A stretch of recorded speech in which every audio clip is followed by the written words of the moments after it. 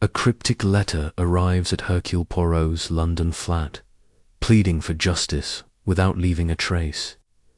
In the shadowed halls of Ashford Hall, a young maid, Clara Henshaw, vanishes after uncovering a dark secret.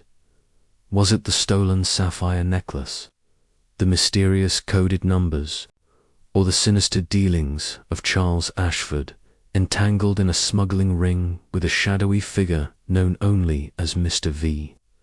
As bodies hide in forgotten wells and whispers of betrayal echo, Poirot, from his armchair, unravels a web of greed and murder. Who wrote the letter? What did Clara know that cost her life? Dive into a mystery where every clue tightens the noose. Chapter 1. The letter of Intrigue Rain tapped a staccato rhythm against the tall windows of Hercule Poirot's London flat, a syncopated counterpoint to the crackling fire in the hearth. The room, impeccably tidy, exuded an air of refined comfort, polished mahogany furniture, a silver tray with a steaming pot of tisane, and a collection of leather-bound books arranged with geometric precision. Poirot, seated in his favourite armchair, plush, habak de fer upholstered in deep burgundy, adjusted his pince-nez and gazed at the envelope in his hand. Its cream paper, slightly yellowed at the edges, bore no return address, only his name in a hurried, ink-blotted scrawl. M. Hercule Poirot. Curio, he murmured, his moustache twitching as he turned the envelope over. The postmark was smudged. Illegible, but the weight of the paper suggested urgency, perhaps even desperation. Poirot's eyes, sharp and green as polished jade, gleamed with anticipation. A new puzzle had arrived, unbidden, to disturb the orderly calm of his morning.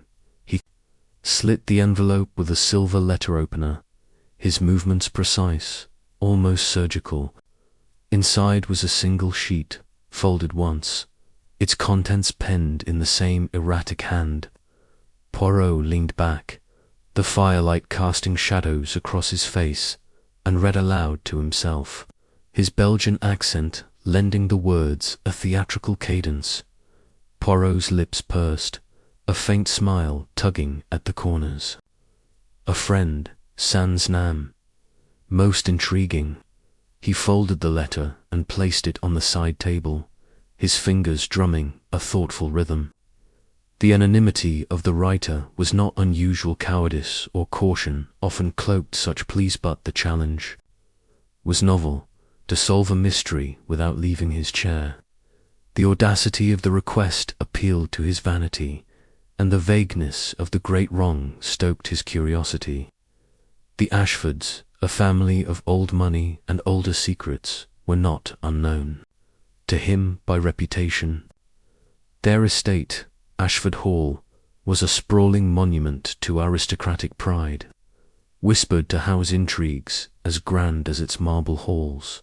He rose, his small, neat frame moving with the grace of a dancer, and crossed to the window. Streets of London glistened below, horse-drawn carriages and motor cars jostling in a chaotic ballet. Poirot's mind, however, was already elsewhere, passing the letter's sparse clues. A scandal, a crime, perhaps worse. The words suggested layers of deceit, a palimpsest of misdeeds waiting to be scraped clean. But how to begin, confined to his armchair as the mysterious correspondent demanded? Mon ami Hastings, he said aloud, though the room was empty. You shall be my legs, my eyes, my faithful hound. Captain Arthur Hastings, his loyal, if occasionally obtuse companion, was the perfect instrument for such a task.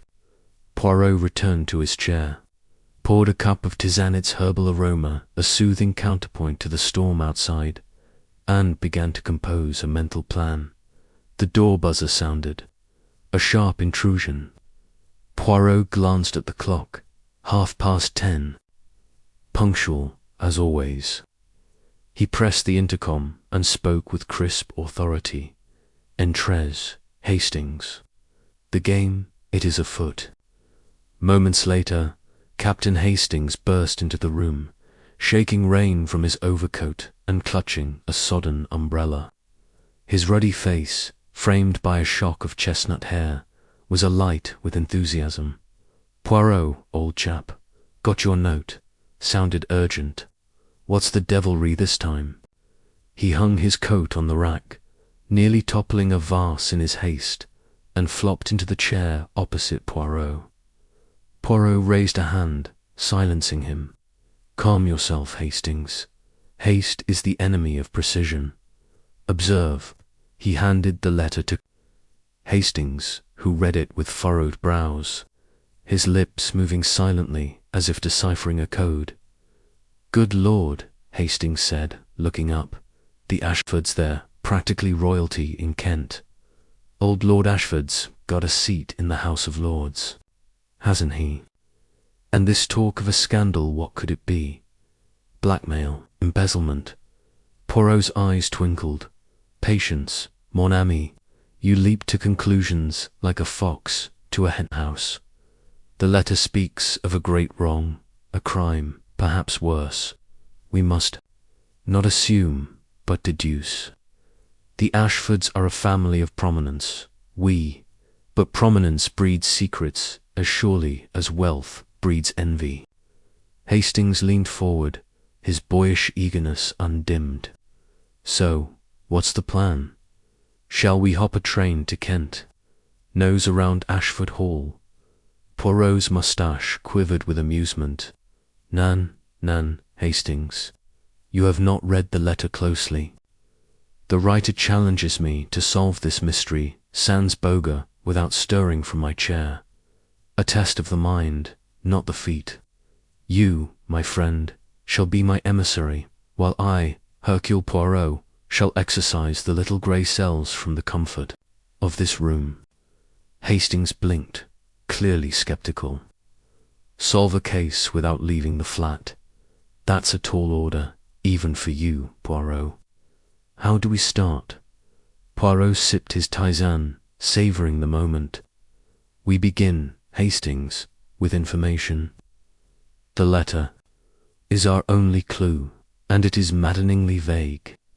Therefore, you must gather the threads I cannot reach. The Ashfords, who are they, precisely? What whispers circulate about their name? Who might wish to expose their secrets, and why do they hide behind anonymity? These are the questions you will pursue." Hastings nodded, pulling a small notebook from his pocket. "Right. I'll need a starting point. Any ideas who this friend might be?" Poirot steepled his fingers, his gaze distant. "The writer is educated. Their prose, though hurried, is articulate. They know of my reputation, which suggests access to certain circles. Yet their fear of revelation points to proximity to the Ashfords, perhaps a servant, a relative, or a confidant.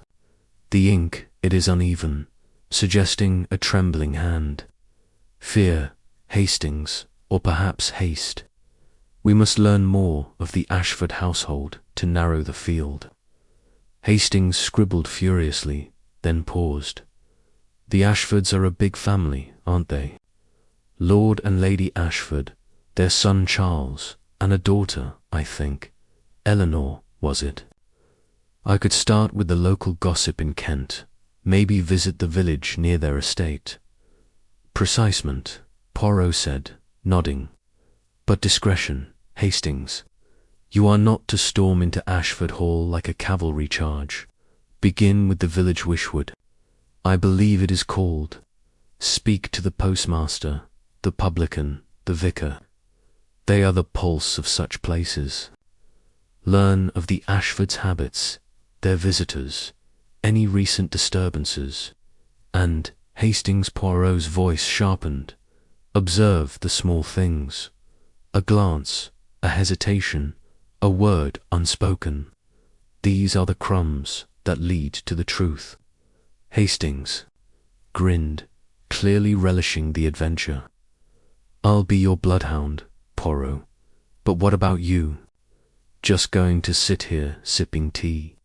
"Tisane," Poirot corrected, his tone mock severe. "And yes, I shall remain here, but do not mistake stillness for idleness.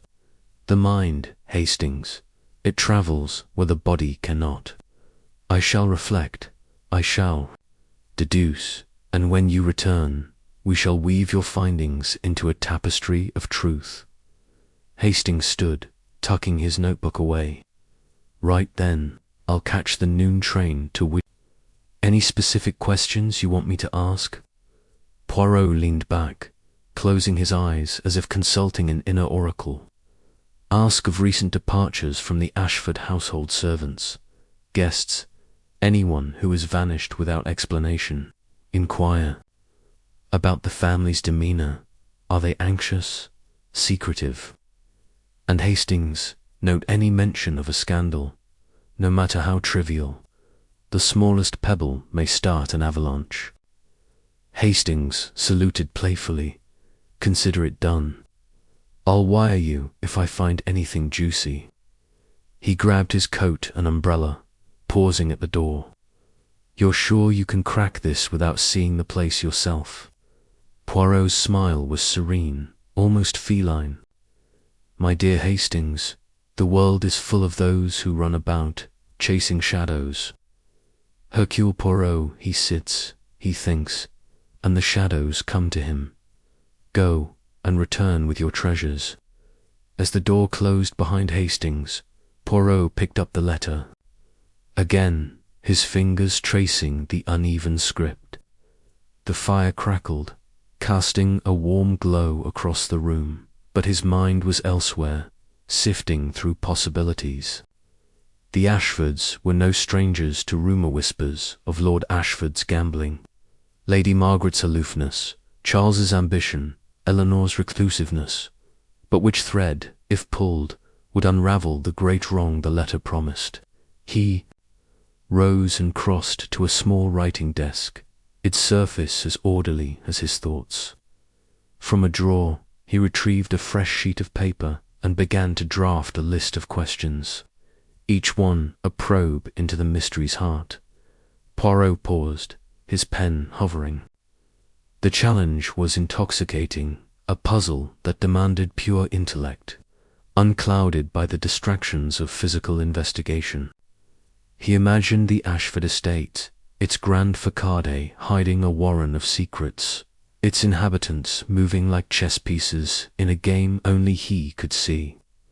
The letter's urgency suggested time was indeed short, but for what? A scandal breaking, a crime unfolding, or something darker already done. He returned to his chair, the tisane now cool but still fragrant. The rain had slowed to a drizzle, and the city's hum filtered through the windows, a reminder of the world beyond his flat, where answers awaited. Poirot closed his eyes, letting his mind roam. The letter was the first move in a game, and he, Hercule Poirot, was ready to play. As the clock struck 11, he felt a quiet satisfaction. The mystery had begun, its contours vague but tantalizing. Hastings would return with fragments gossip, observations, perhaps a namend from those. Poirot would build a structure of logic. The Ashfords, their secrets, their unseen enemies, all would come into focus. For now, he was content to wait. His little grey cells, already at work, spinning threads into a web that would ensnare the truth. Chapter 2. The Ashford family secrets. The late afternoon light filtered through the curtains of Hercule Poirot's London flat, casting a golden hue across the room's polished surfaces. The fire had dwindled to embers, but the air remained warm, scented with the faint herbal trace of Poirot's morning teas. He sat in his burgundy armchair, a fresh cup steaming beside him, his posture as erect as a metronome. The anonymous letter lay on the side table, its edges slightly curled from repeated handling. Poirot's green eyes, sharp and unyielding, flickered with anticipation as he awaited Captain Hastings' return from Wishwood, the village nestled near the Ashford estate. The little grey cells, as he liked to call them, were already humming, eager for the fragments Hastings would bring to fuel their dance. The door buzzer sounded, and Poirot's moustache twitched with a faint smile. "Precisement," he murmured, pressing the intercom. "Entrez, mon ami. You have kept me waiting long enough." Captain Hastings burst in, his face flushed from the chill October air and the vigour of his mission. His overcoat was dusted with the remnants of a country lane, and his notebook bulged in his pocket, promising a harvest of clues. "Poirot, old chap," he exclaimed, tossing his hat onto the rack with a flourish that narrowly missed a porcelain. "Figurine, Wishwoods, a gold mine of gossip. You won't believe what I've dug up." Poirot raised a hand, his expression a blend of amusement and reproach. "Calm, Hastings. Enthusiasm is admirable, but it must not trample order. Sit and recount your findings with precision. Begin at the beginning and omit nothing." Hastings settled into the chair opposite, his energy barely contained. He pulled out his notebook, its pages creased and ink-stained, and flipped it open. "Right then. I took the noon train to Wishwood, as you suggested. Charming little place Gobled. Streets, a pub called the Black Swan, and a church with a vicar who's got eyes like a hawk. I started at the post office, figuring they'd know the comings and goings of Ashford Hall." Poirot nodded, his fingers steepled. "A wise choice. The postmaster is the village's pulse. What did you learn?" Hastings grinned, clearly pleased. With his initiative, the postmaster, a Mrs. Tuttle, is a font of local law. She says the Ashfords are the talk of Wishwood, and not in a good way. Lord Ashford Reginald, that's his name, hasn't been seen in the village for months. Keeps to the estate, supposedly ill, though Mrs. Tuttle swears it's just an excuse to avoid creditors. Seems he's got a taste for cards and horses, and not the winning kind. Poirot's eyes narrowed.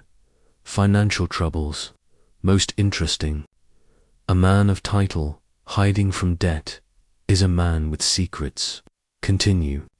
Hastings turned a page. Lady Margaret, his wife, is another story. She's a cold fish, according to the locals. Runs the estate like a general, but rarely speaks to anyone outside her circle. The publican at the Black Swan chap named Willis's. She ordered a case of French wine last month, but haggled over the price like a fishwife. Not the behaviour you'd expect from a lady of her station. Poirot's moustache quivered. A discrepancy in character, perhaps, or a sign of strain. The wine, it is a detail to note luxury amidst ruin, and the children, Charles and Eleanor. Hastings leaned forward, his voice dropping conspiratorially.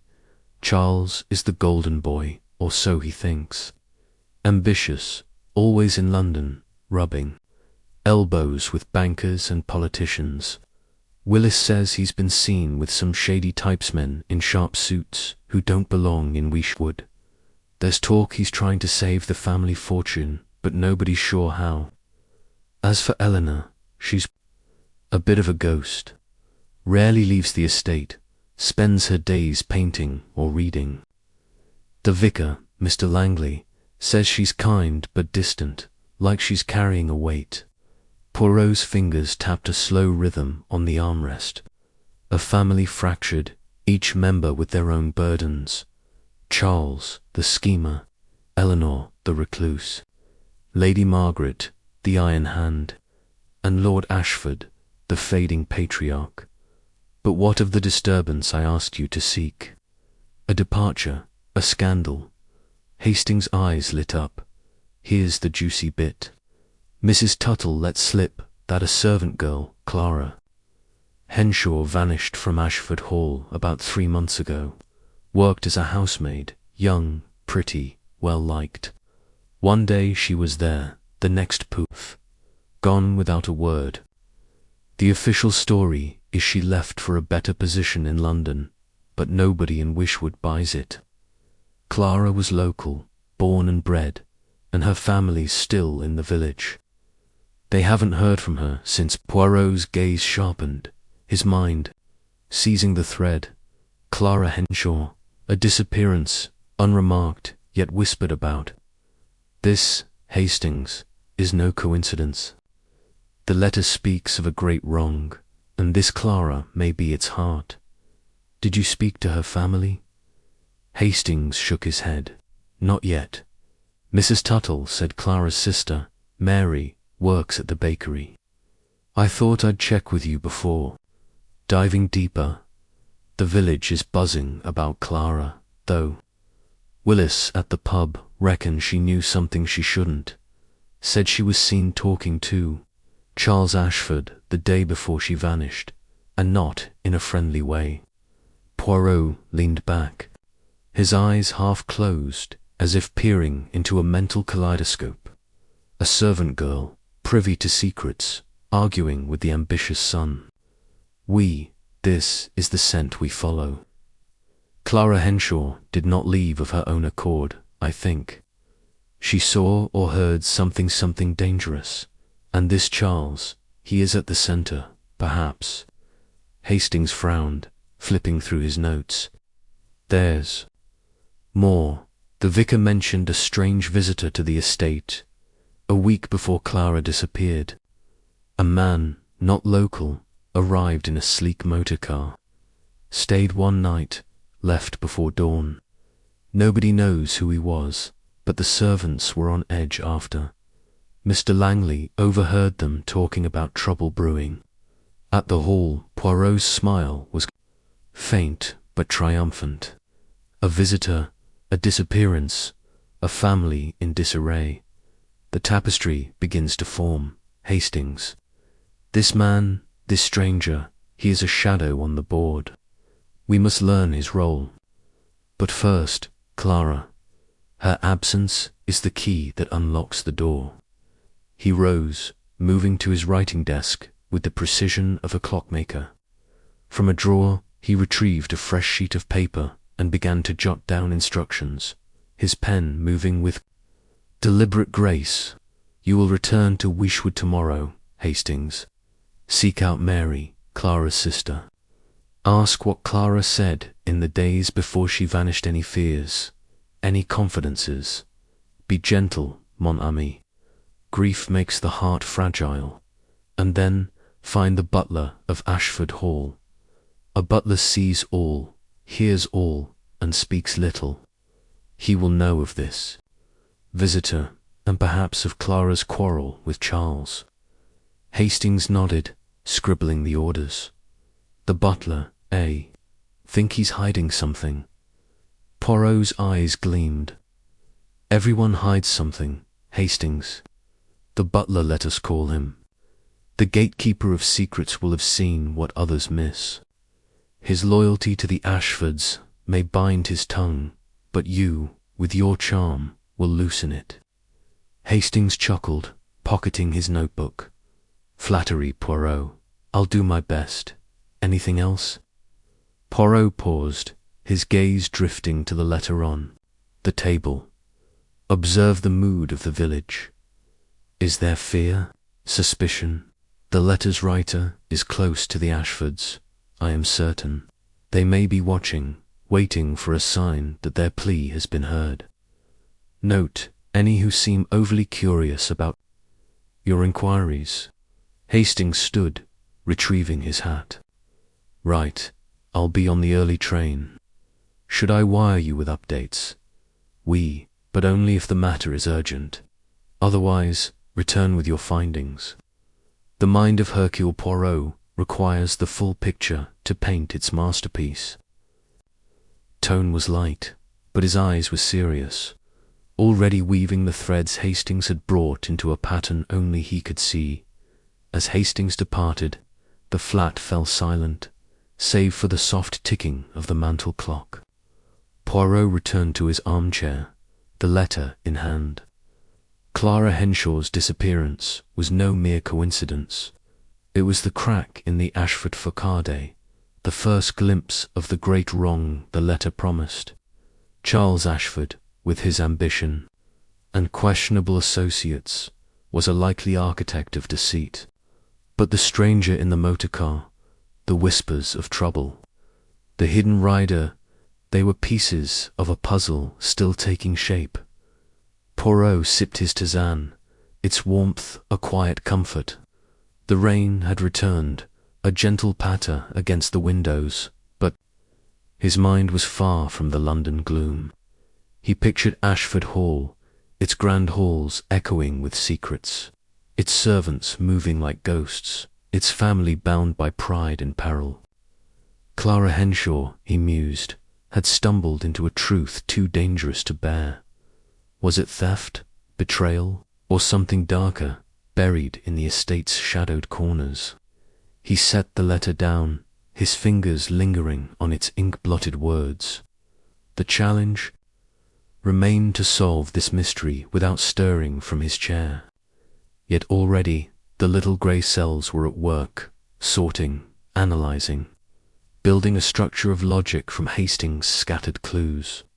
The Ashfords' world was unravelling, and Poirot, with his armchair as his throne, would be its unraveller. Clock struck 5, and Poirot smiled. The day had been fruitful, the mystery's edges sharper than before. Hastings' return would bring more pieces, and from them the truth would emerge. For now he was content, the quiet satisfaction of a hunter who knows the quarry is near. Chapter 3. The butler's tale. The morning mist clung to the windows of Hercule Poirot's London flat, softening the outlines of the city beyond. Inside, the room was a haven of order. The fire crackled with fresh logs, the silver tisane pot gleamed, and Poirot sat in his burgundy armchair, his posture as precise as a metronome. The anonymous letter, now a familiar companion, rested on the side table, its cryptic words etched in his mind.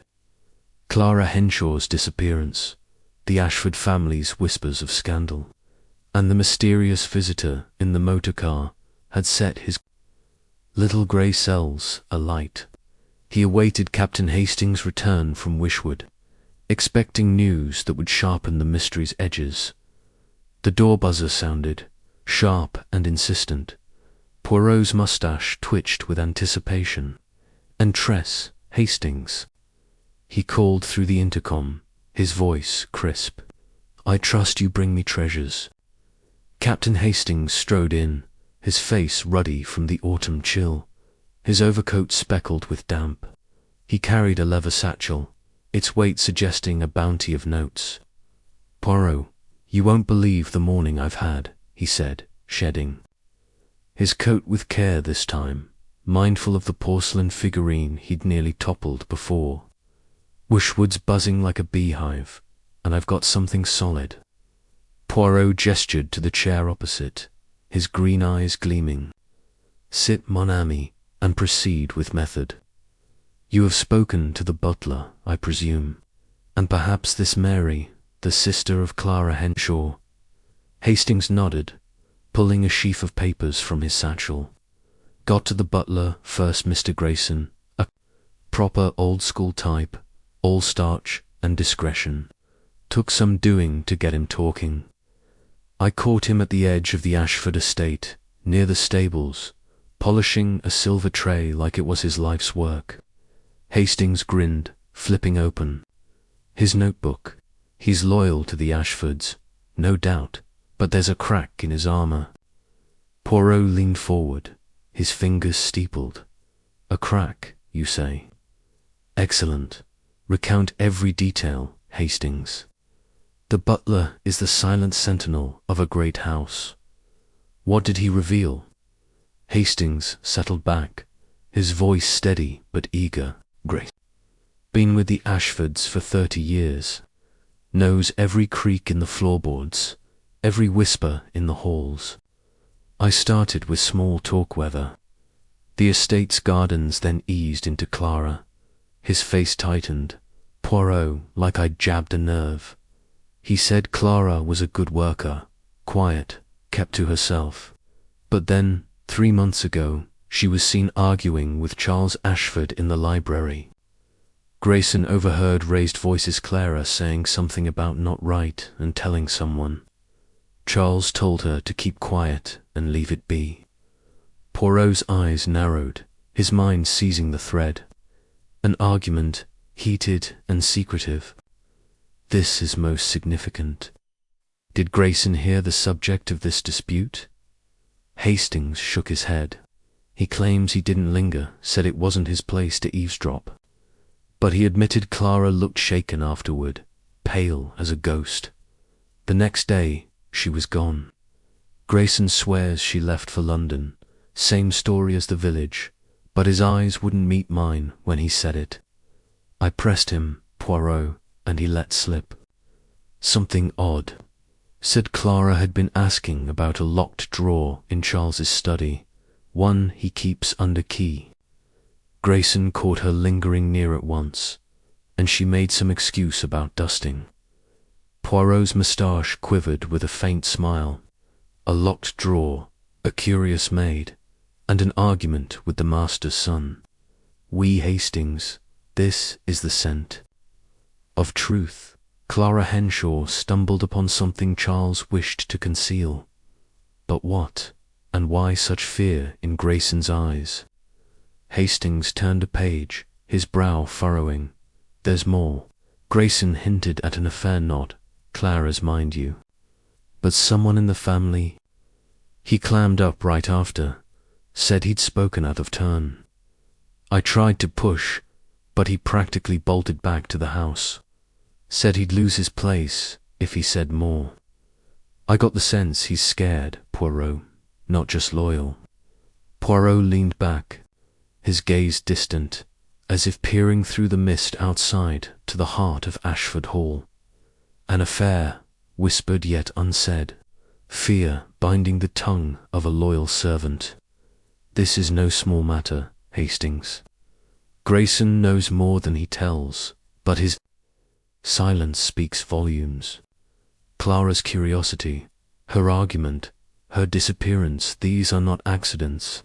They are the ripples of a stone thrown into a dark pool. Hastings nodded, scribbling a quick note. I tried Mary next, Clara's sister, but she was at the bakery, knee-deep in flour. Couldn't get her alone, too many ears about. I'll try again tomorrow, but I did poke around the village a bit more. The publican, Willis, mentioned that Charles has been spending more time at the estate lately, not in London. Odd, considering he's supposed to be the family's dealmaker, and that visitor I told you about, the one in the motor car, Willis, says the servants called him Mr. V, but no one's sure who he was. Grayson would know, I bet. Poirot's fingers drummed a slow rhythm on the armrest. Mr. V, a shadow in a sleek machine. Charles, forsaking the city for the estate. A locked drawer, a vanished maid. The pieces, they begin to align.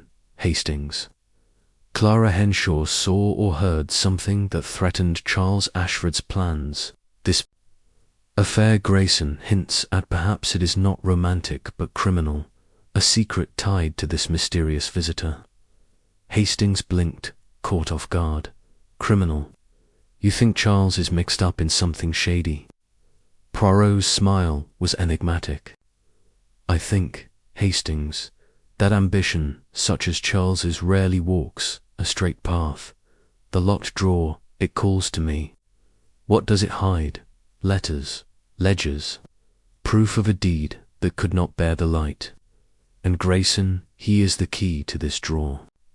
Metaphorically speaking, his fear suggests he knows its contents, or suspects them. Hastings leaned forward, his voice low. So, what's next? I could try to get into the study, have a look at that drawer myself. Poirot's hand shot up, his tone sharp. Nan, Hastings. You are not a burglar, nor am I a common detective who resorts to breaking and entering. We work with method, with finesse. You will return to Wooshwood, but not to skulk in shadows. You will speak to Mary Henshaw, learn what Clara confided in her, if anything. Sisters share secrets, Hastings, especially when danger looms. And you will find a way to speak to Grayson again, alone. Perhaps a gifter, small token, a bottle of good port will loosen his tongue. But above all, observe the estate, the servants, the air itself. Something is amiss at Ashford Hall, and you are my lens. Hastings scribbled the instructions, his enthusiasm undimmed. Mary and Grayson got it. I'll head back at first light.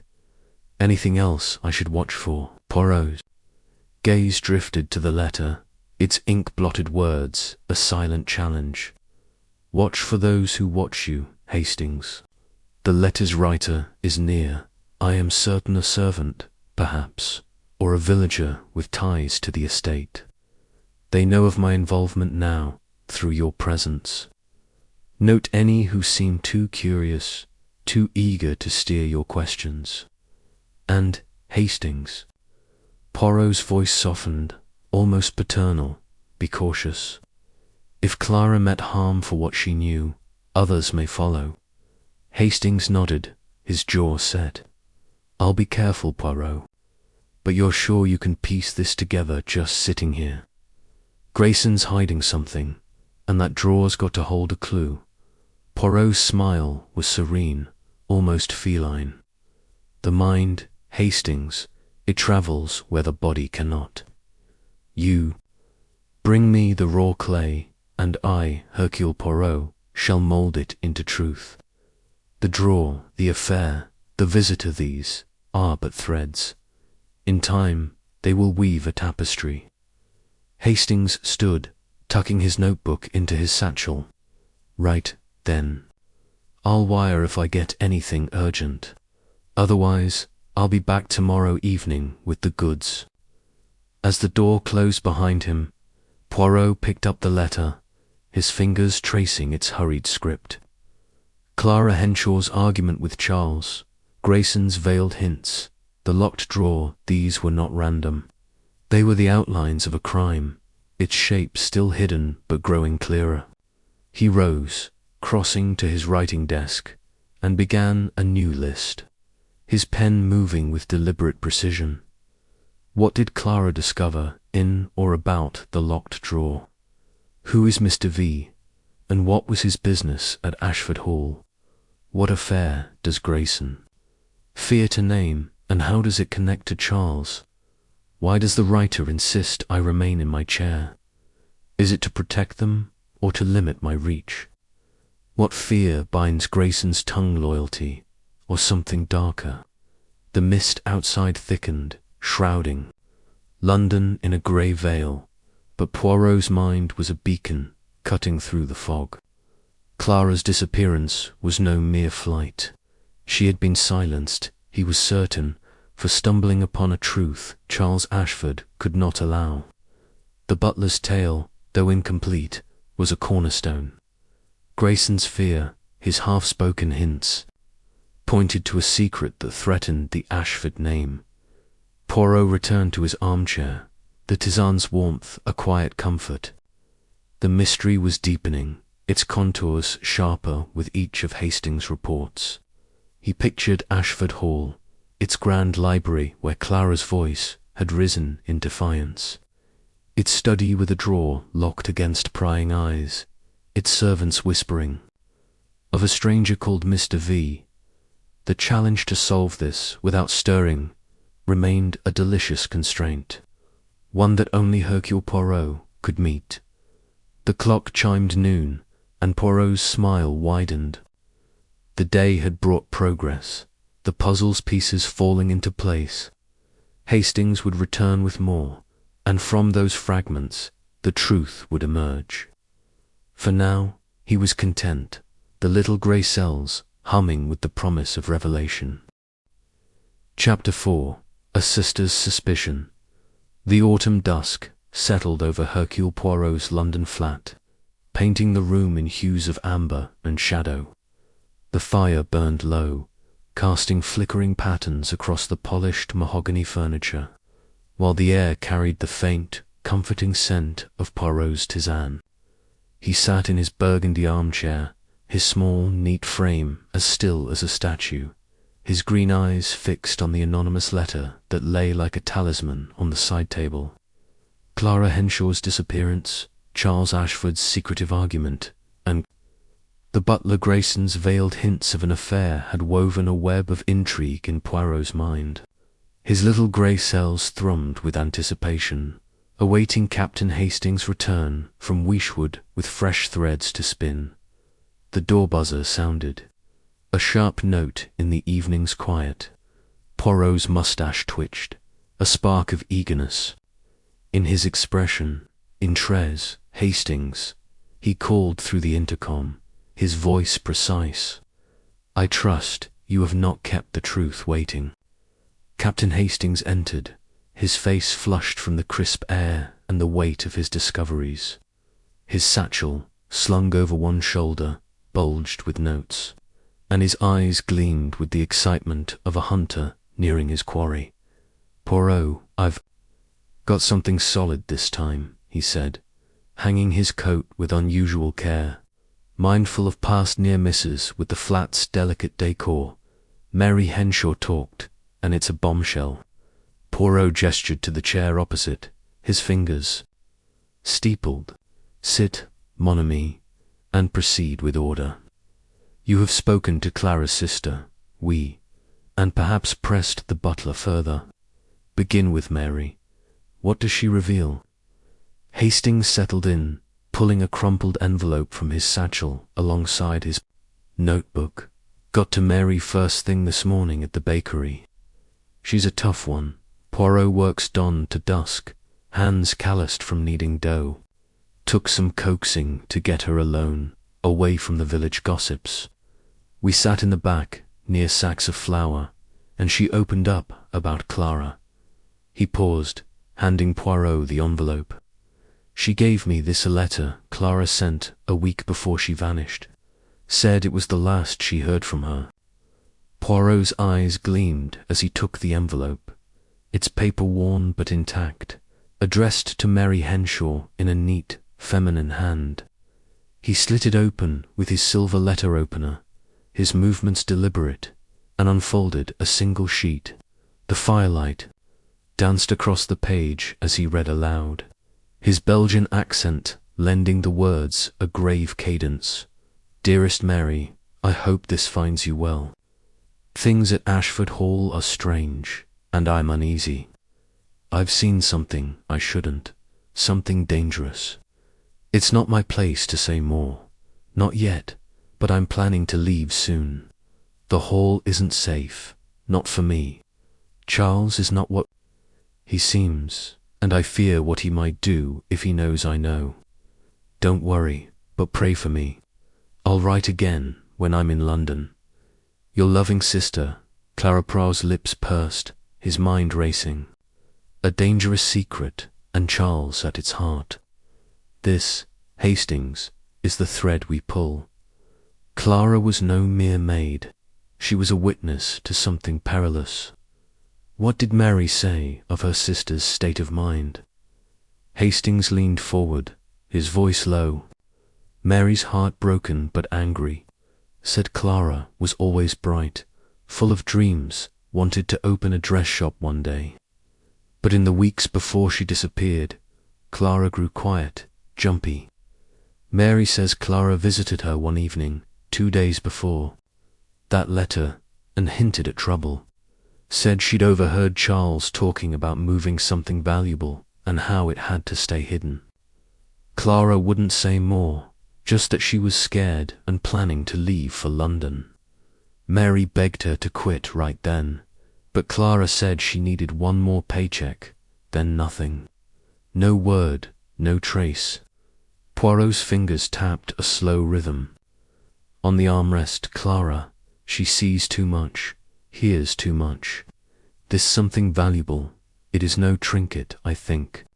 It is tied to Charles's ambitions, perhaps to the affair Grayson whispers of.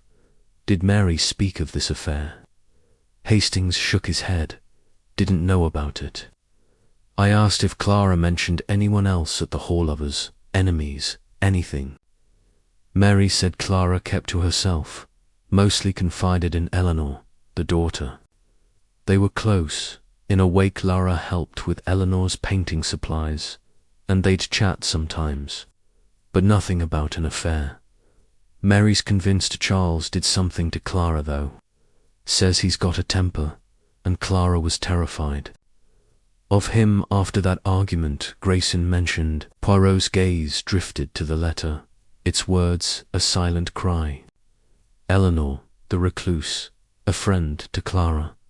This is unexpected, yet illuminating. A bond between maid and mistress may hold secrets. And Charles, with his temper and his secrets he is the pivot around which this turns. What of Grayson? Did you speak to him again? Hastings grinned, pulling a small bottle of port from his satchel. Took your advice, Poirot. Brought him a gift. Thought it might soften him up. Found him in the estate's pantry, inventorying silver. Offered the port, and he warmed a bit, though he's still cagey. I asked about the locked drawer in Charles's study.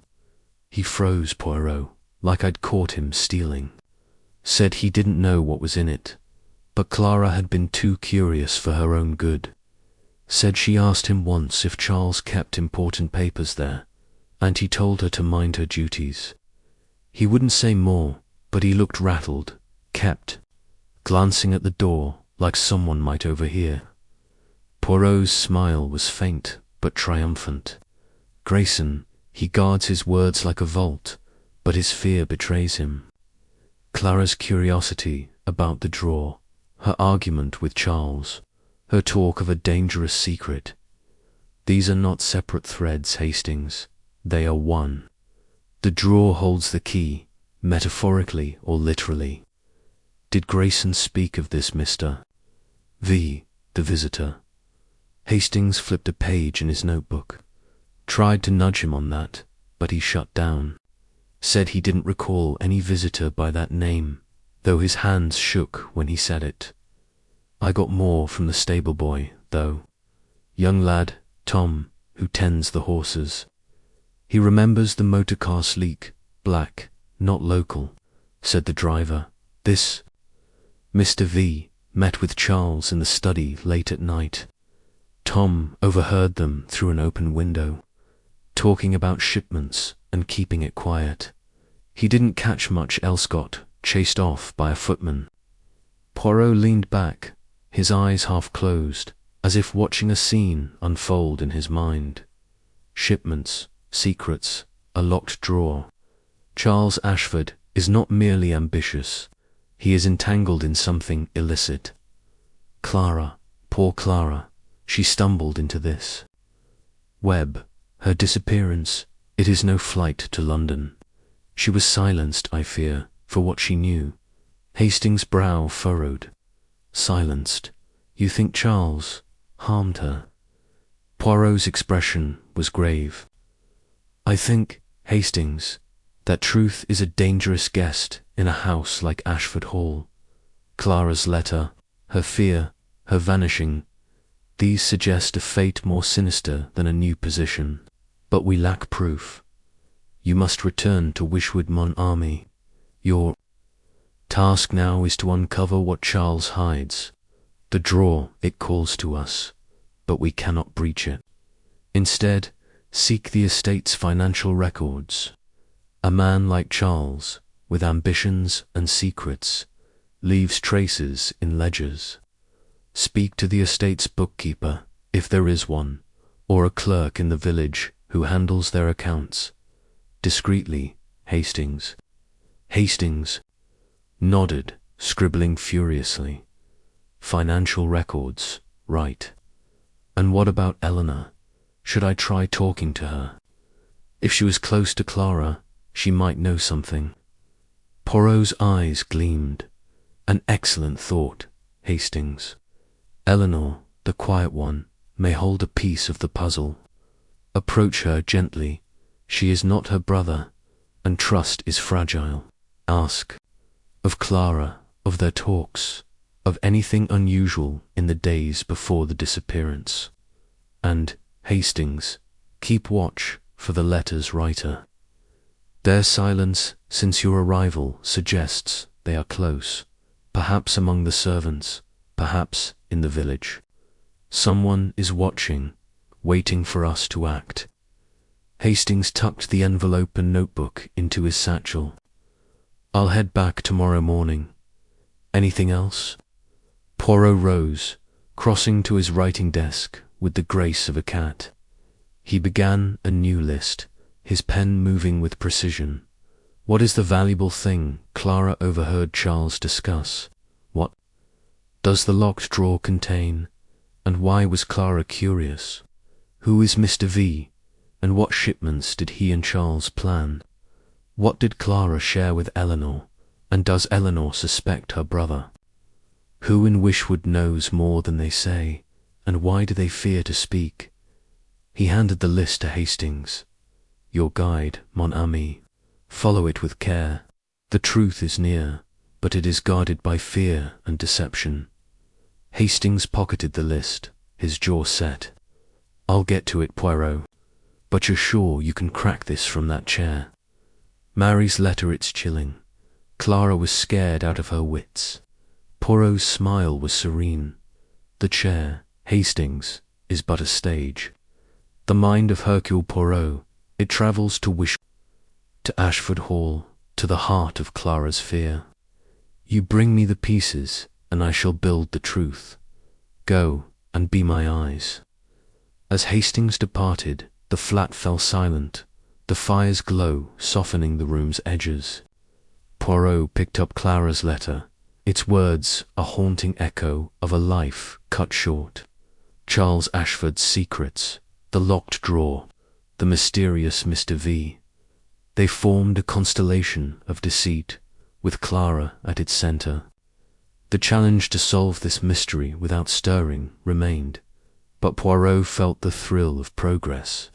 The little grey cells were weaving, and soon the pattern would be clear. The clock chimed 7, and Poirot leaned back, content.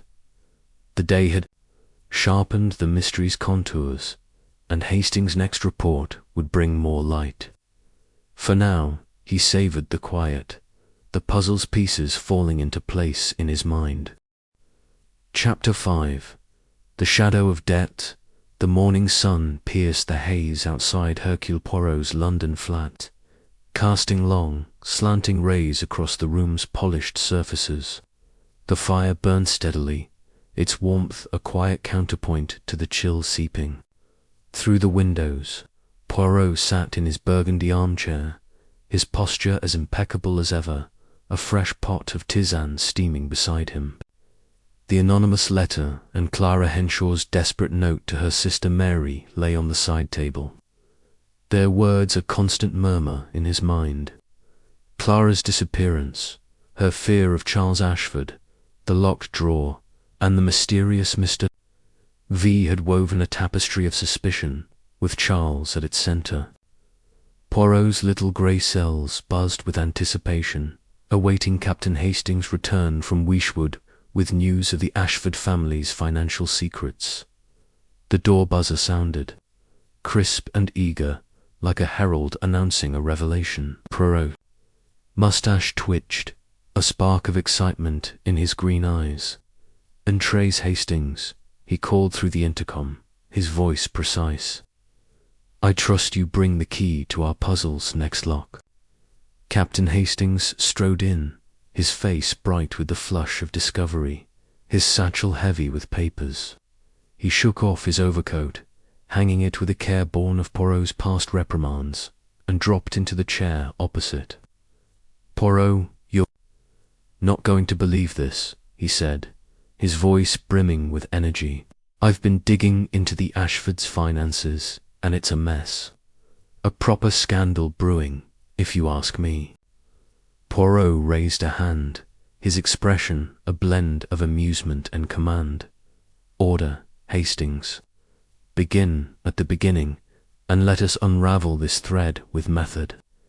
You have spoken to the bookkeeper, or perhaps a clerk. What secrets do the ledgers reveal?" Hastings pulled a stack of notes from his satchel, his notebook already open to a page dense with scribbles. "No bookkeeper at the estate seems. They let him go months ago, which is suspicious in itself.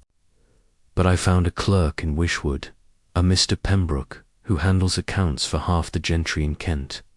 Took some charm and a pint at the Black Swan to get him talking. But he spilled the beans." Hastings leaned forward, his eyes gleaming.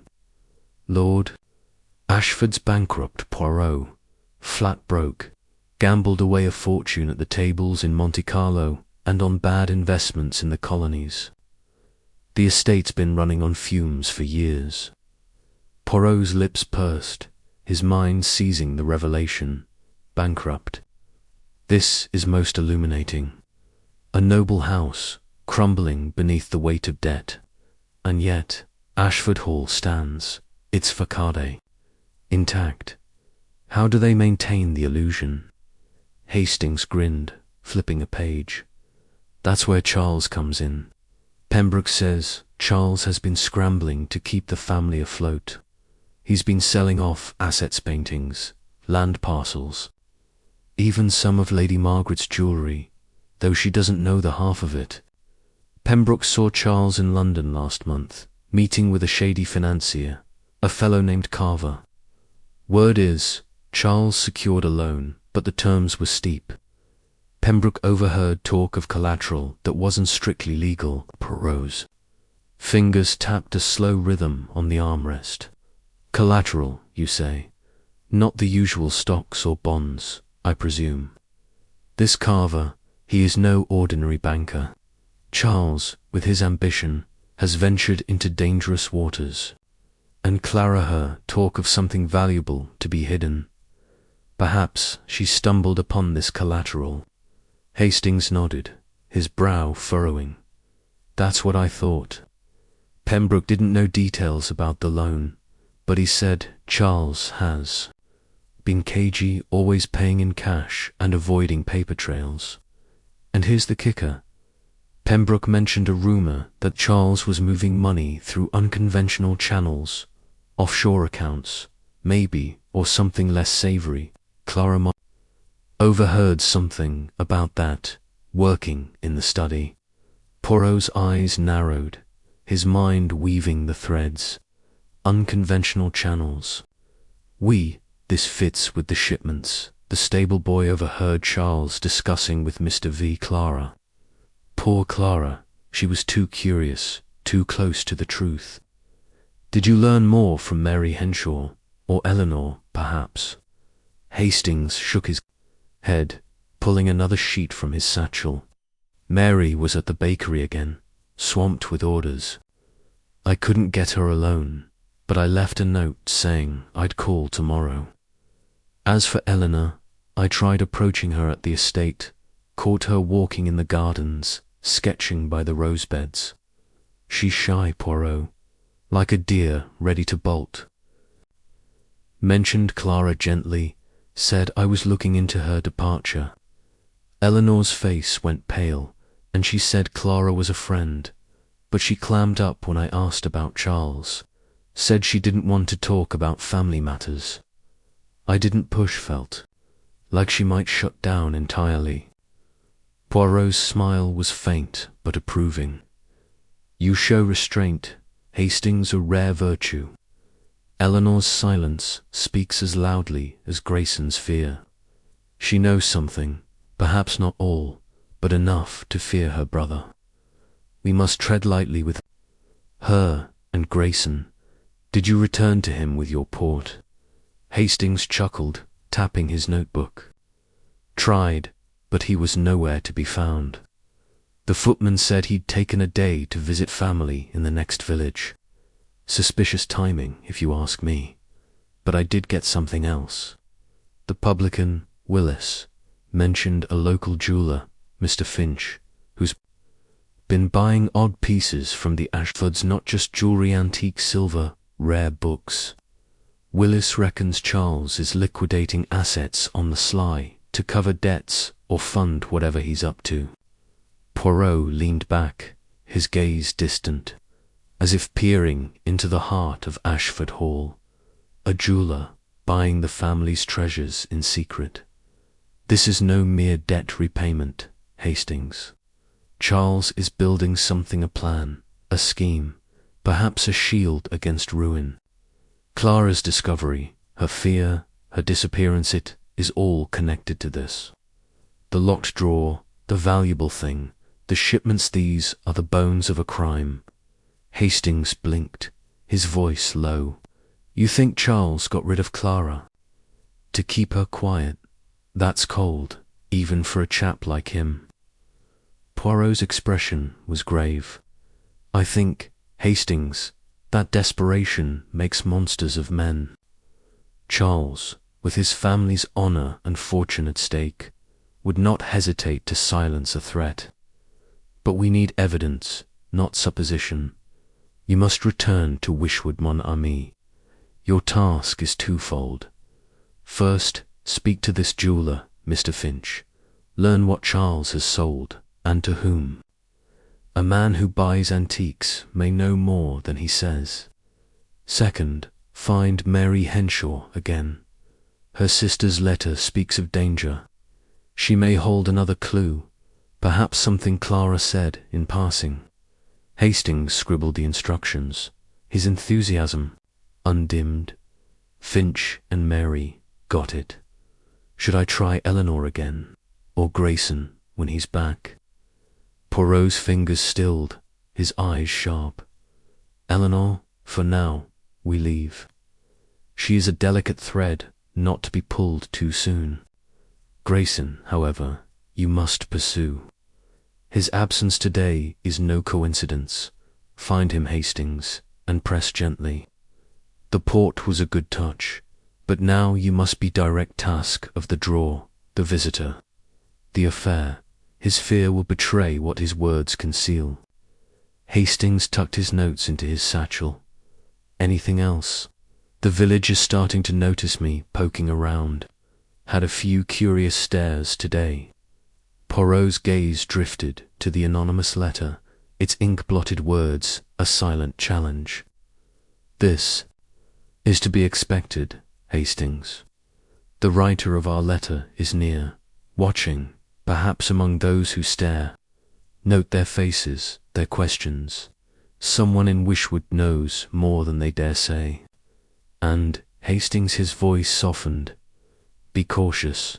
If Clara meant harm for her knowledge, you tread a dangerous path. Hastings nodded, his jaw set. I'll watch my back, Poirot. I'll head out first thing tomorrow. Should I wire if I find something urgent? But only if the matter demands it. Otherwise, return with your findings. The mind of Hercule Poirot weaves best with all the threads in hand. Poirot's tone was light, but his eyes were serious, already passing the new clues. As Hastings departed, the flat fell silent, the fire's glow softening the room's edges. Poirot picked up Clara's letter, its words a haunting echo. Charles is not what he seems. Lord Ashford's bankruptcy, Charles's secret sales, the shady financier. Carver, these were not mere financial woes, but the scaffolding of a deeper crime. The locked drawer, the shipments, the mysterious Mr. V, they pointed to a scheme Clara had glimpsed, and paid for with her silence. Poirot rose, crossing to his writing desk with the grace of a dancer. He began a new list, his pen moving. With deliberate precision, what assets has Charles sold to Mr. Finch, and who are the buyers? What is the nature of the collateral for Charles's loan from Carver? How does Clara's discovery of something valuable tie to Charles's finances? Who is Mr. V, and what role does he play in Charles's scheme? What does Grayson fear, and why did he flee today? The sun dipped below the horizon, bathing the room in twilight. Poirot returned to his armchair, the tisan's warmth a quiet comfort. The mystery was sharpening, its contours clearer with each of Hastings' reports. Charles Ashford's desperation, Clara's fear, the shadow of death, they formed a pattern. And Poirot, from his chair, was its architect. The challenge remained, thrilling in its constraint, to unravel this without stirring. The little grey cells were weaving, and soon the truth would emerge. The clock chimed 8, and Poirot smiled, content. The day had brought a new layer to the puzzle, and Hastings' next journey would bring more. For now he savoured the quiet, the scent of tisane, and the promise of a truth waiting to be unveiled. Chapter 6. The missing necklace. The late morning light streamed through the tall windows of Hercule Poirot's London flat, bathing the room in a soft, golden glow.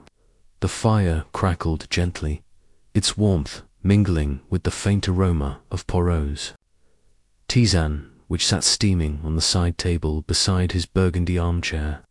The anonymous letter and Clara Henshaw's desperate note to her sister lay neatly aligned.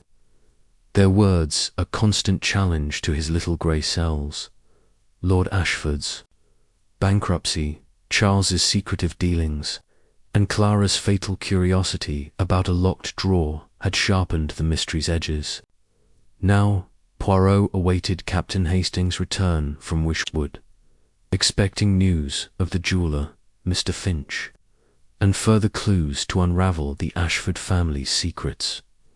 The door buzzer sounded, a brisk note cutting through the flat's quiet.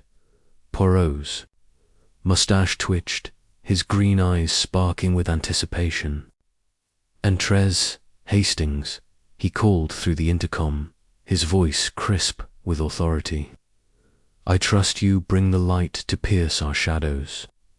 Captain Hastings entered, his face alight with the thrill of discovery, his satchel slung over one shoulder and bulging with papers.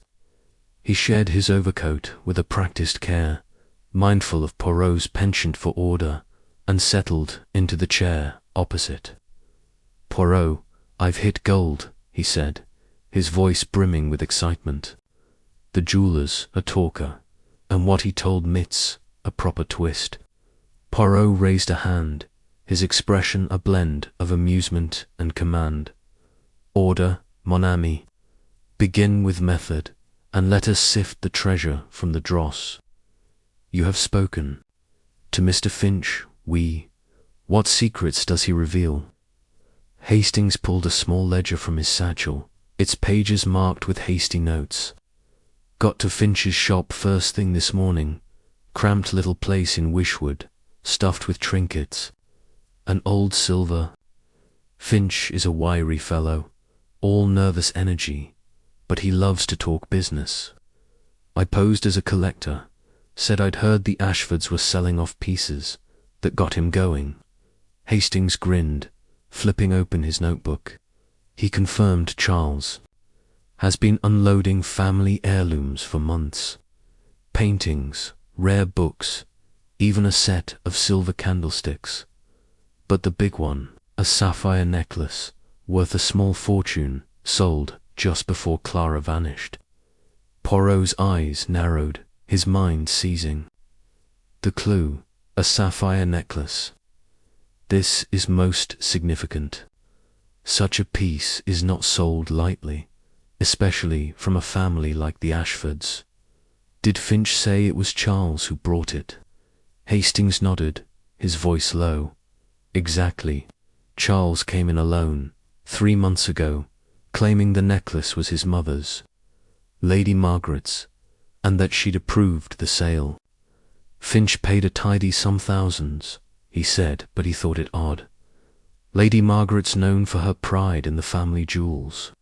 Finch sent the payment to an account Charles specified, some bank in London, not the Ashfords' usual one, and here's the kicker.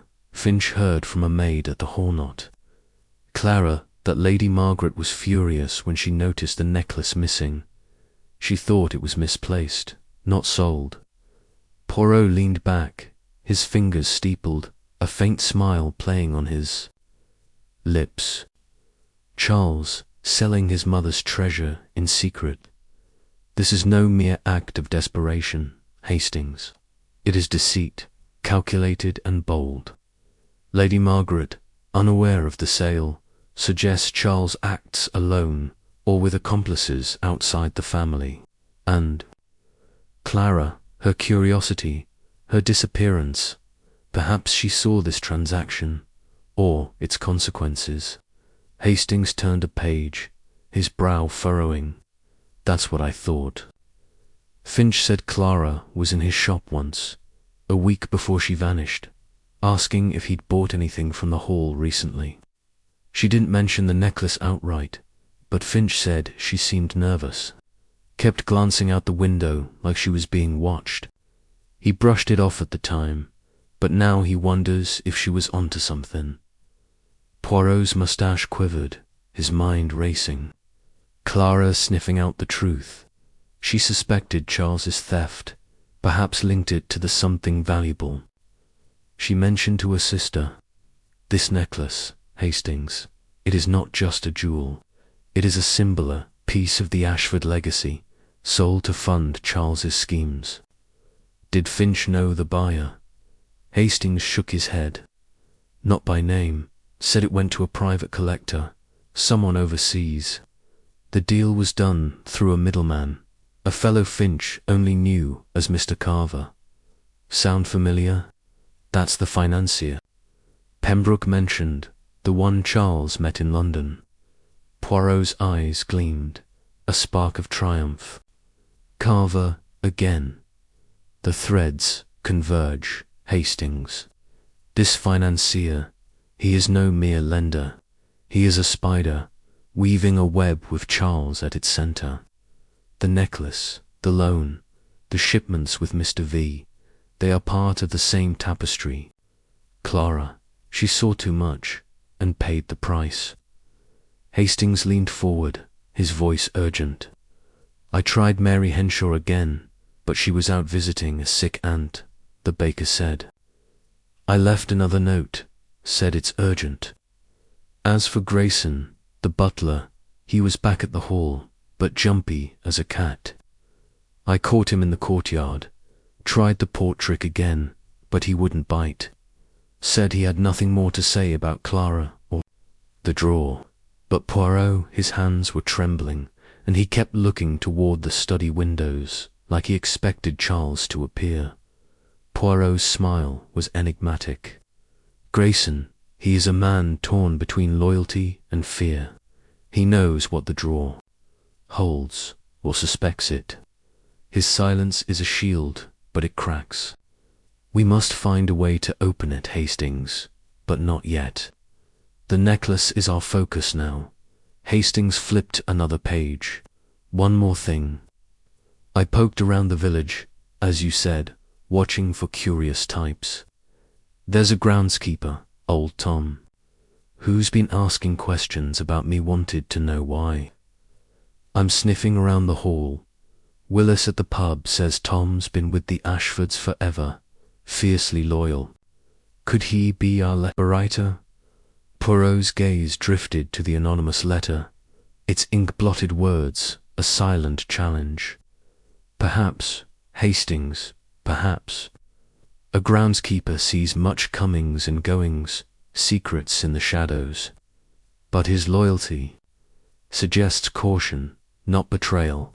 The writer, I think, is closer to the heart of the hall, perhaps among the indoor staff. For now, note old Tom's curiosity, but do not confront him. Hastings scribbled a quick note, then looked up.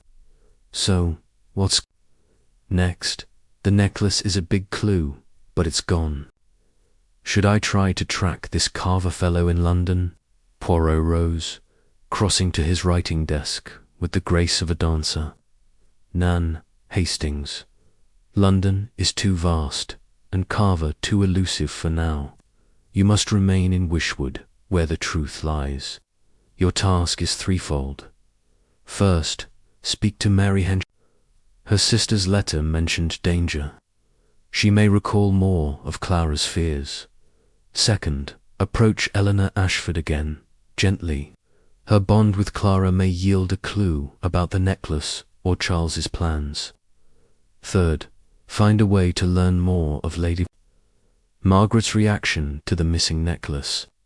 A maid, perhaps, or a footman who overheard her anger. Discreetly, mon ami. Hastings nodded, jotting down the instructions. Mary, Eleanor, Lady Margaret's reaction. Got it. Should I try Grayson again? Poirot's eyes gleamed. Grayson, we leave for now. His fear is too raw. Pushing him may drive him deeper into silence. But watch him, Hastings. His glances, his hesitations, they betray what he hides.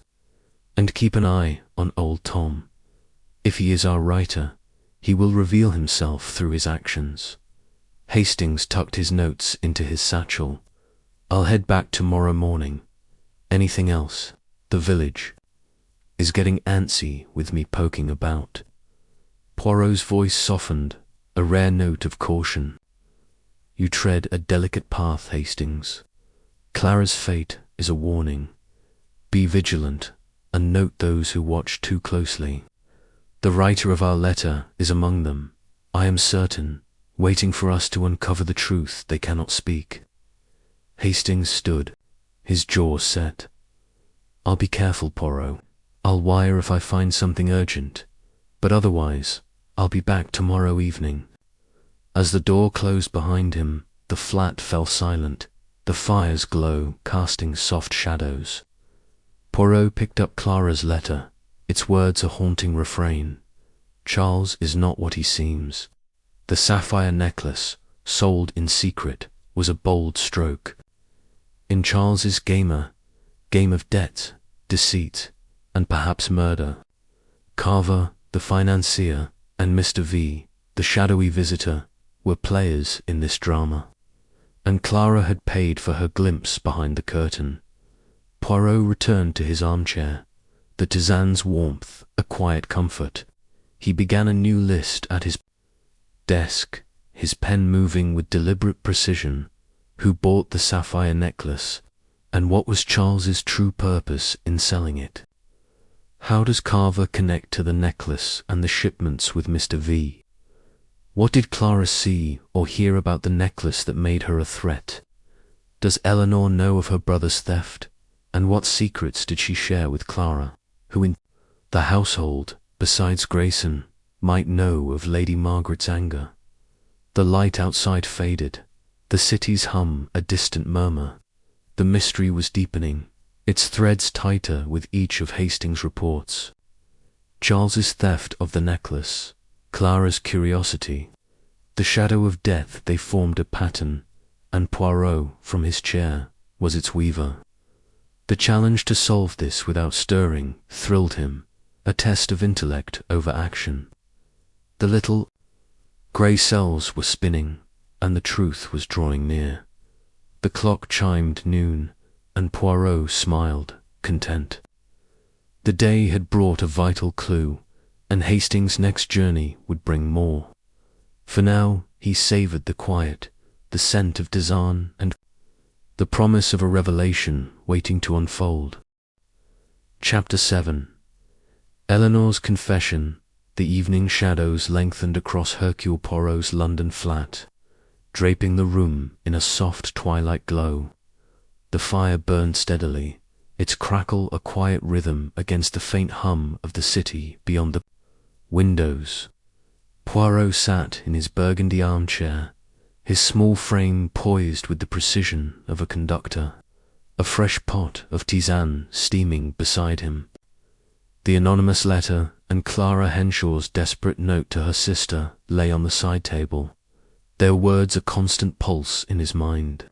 The sapphire necklace, sold in secret by Charles Ashford, had sharpened the mystery's contours, linking Clara's disappearance to a web of debt and deceit. Now Poirot awaited Captain Hastings' return from Wishwood, expecting news from Eleanor Ashford and Mary Henshaw that might unravel another thread. The door buzzer sounded, its sharp note slicing through the flat's calm. Poirot's moustache twitched, his green eyes sparking with anticipation. "Entrez, Hastings," he called through the intercom, his voice crisp with purpose. "I trust you bring the whispers of truth to our silent puzzle." Captain Hastings entered, his face etched with a mix of triumph and unease, his satchel slung heavily over one shoulder. He hung his overcoat with care, mindful of Poirot's fastidious nature, and sank into the chair opposite, clutching a small sketchbook alongside his usual notebook. "Poirot, I've got something big," he said, his voice low but vibrant. "Eleanor talked, and it's a game-changer." Poirot raised a hand, his expression a blend of curiosity and command. "Order, mon ami. Begin with method, and let us weave this new thread with care. You have spoken to Eleanor Ashford, and perhaps Mary Henshaw. Tell me of Eleanor first. What does the reclusive daughter reveal?" Hastings leaned forward, opening the sketchbook to reveal a delicate pencil drawing of a garden, its lines soft but precise. "Got to Eleanor this afternoon. Found her in the conservatory at Ashford Hall, sketching flowers. She's a quiet thing." Poirot, all pale cheeks and nervous hands, "but there's a sharpness to her. I brought up Clara gently, said I was looking into her leaving for London. Eleanor's eyes filled up, and she said Clara was more than a maid friend who understood her love for art. Then, out of nowhere, she started talking about Charles." Poirot's eyes gleamed, his fingers steepled. "Charles, again? What did she say of her brother?"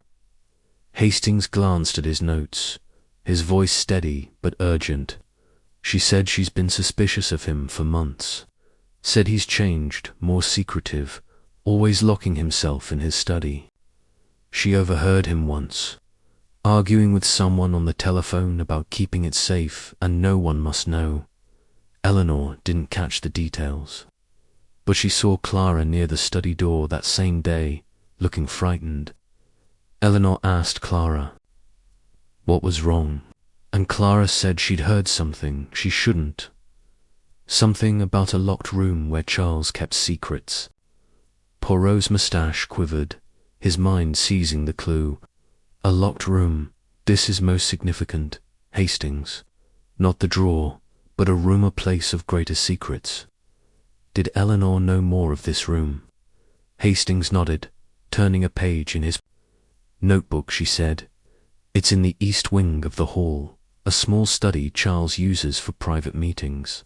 He keeps it locked, even from the family. Eleanor said Clara mentioned it once, said she'd seen Charles go in there with a man she didn't.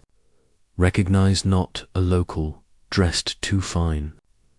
Eleanor thinks it was the same man the stable boy called Mr. V. She's scared.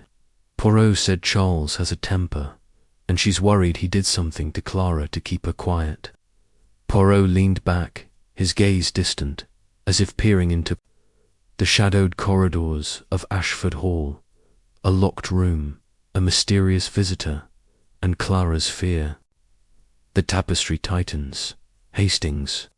Eleanor's confession points to Charles as the architect of this crime. Clara, she was too close to his secrets. Perhaps this room holds the truth of the necklace. The shipments, the loan from Carver, did Eleanor speak of the necklace?" Hastings shook his head. "I brought it up, asked if she'd noticed her mother's sapphire necklace missing. She looked surprised, said Lady Margaret had been upset about it, but thought it was misplaced, not sold. Eleanor didn't know Charles had sold it, but she said he's been acting strange about the family's jewels, checking the safe, moving things around. She's afraid to confront him, Poirot. Said he's not the brother she used to know."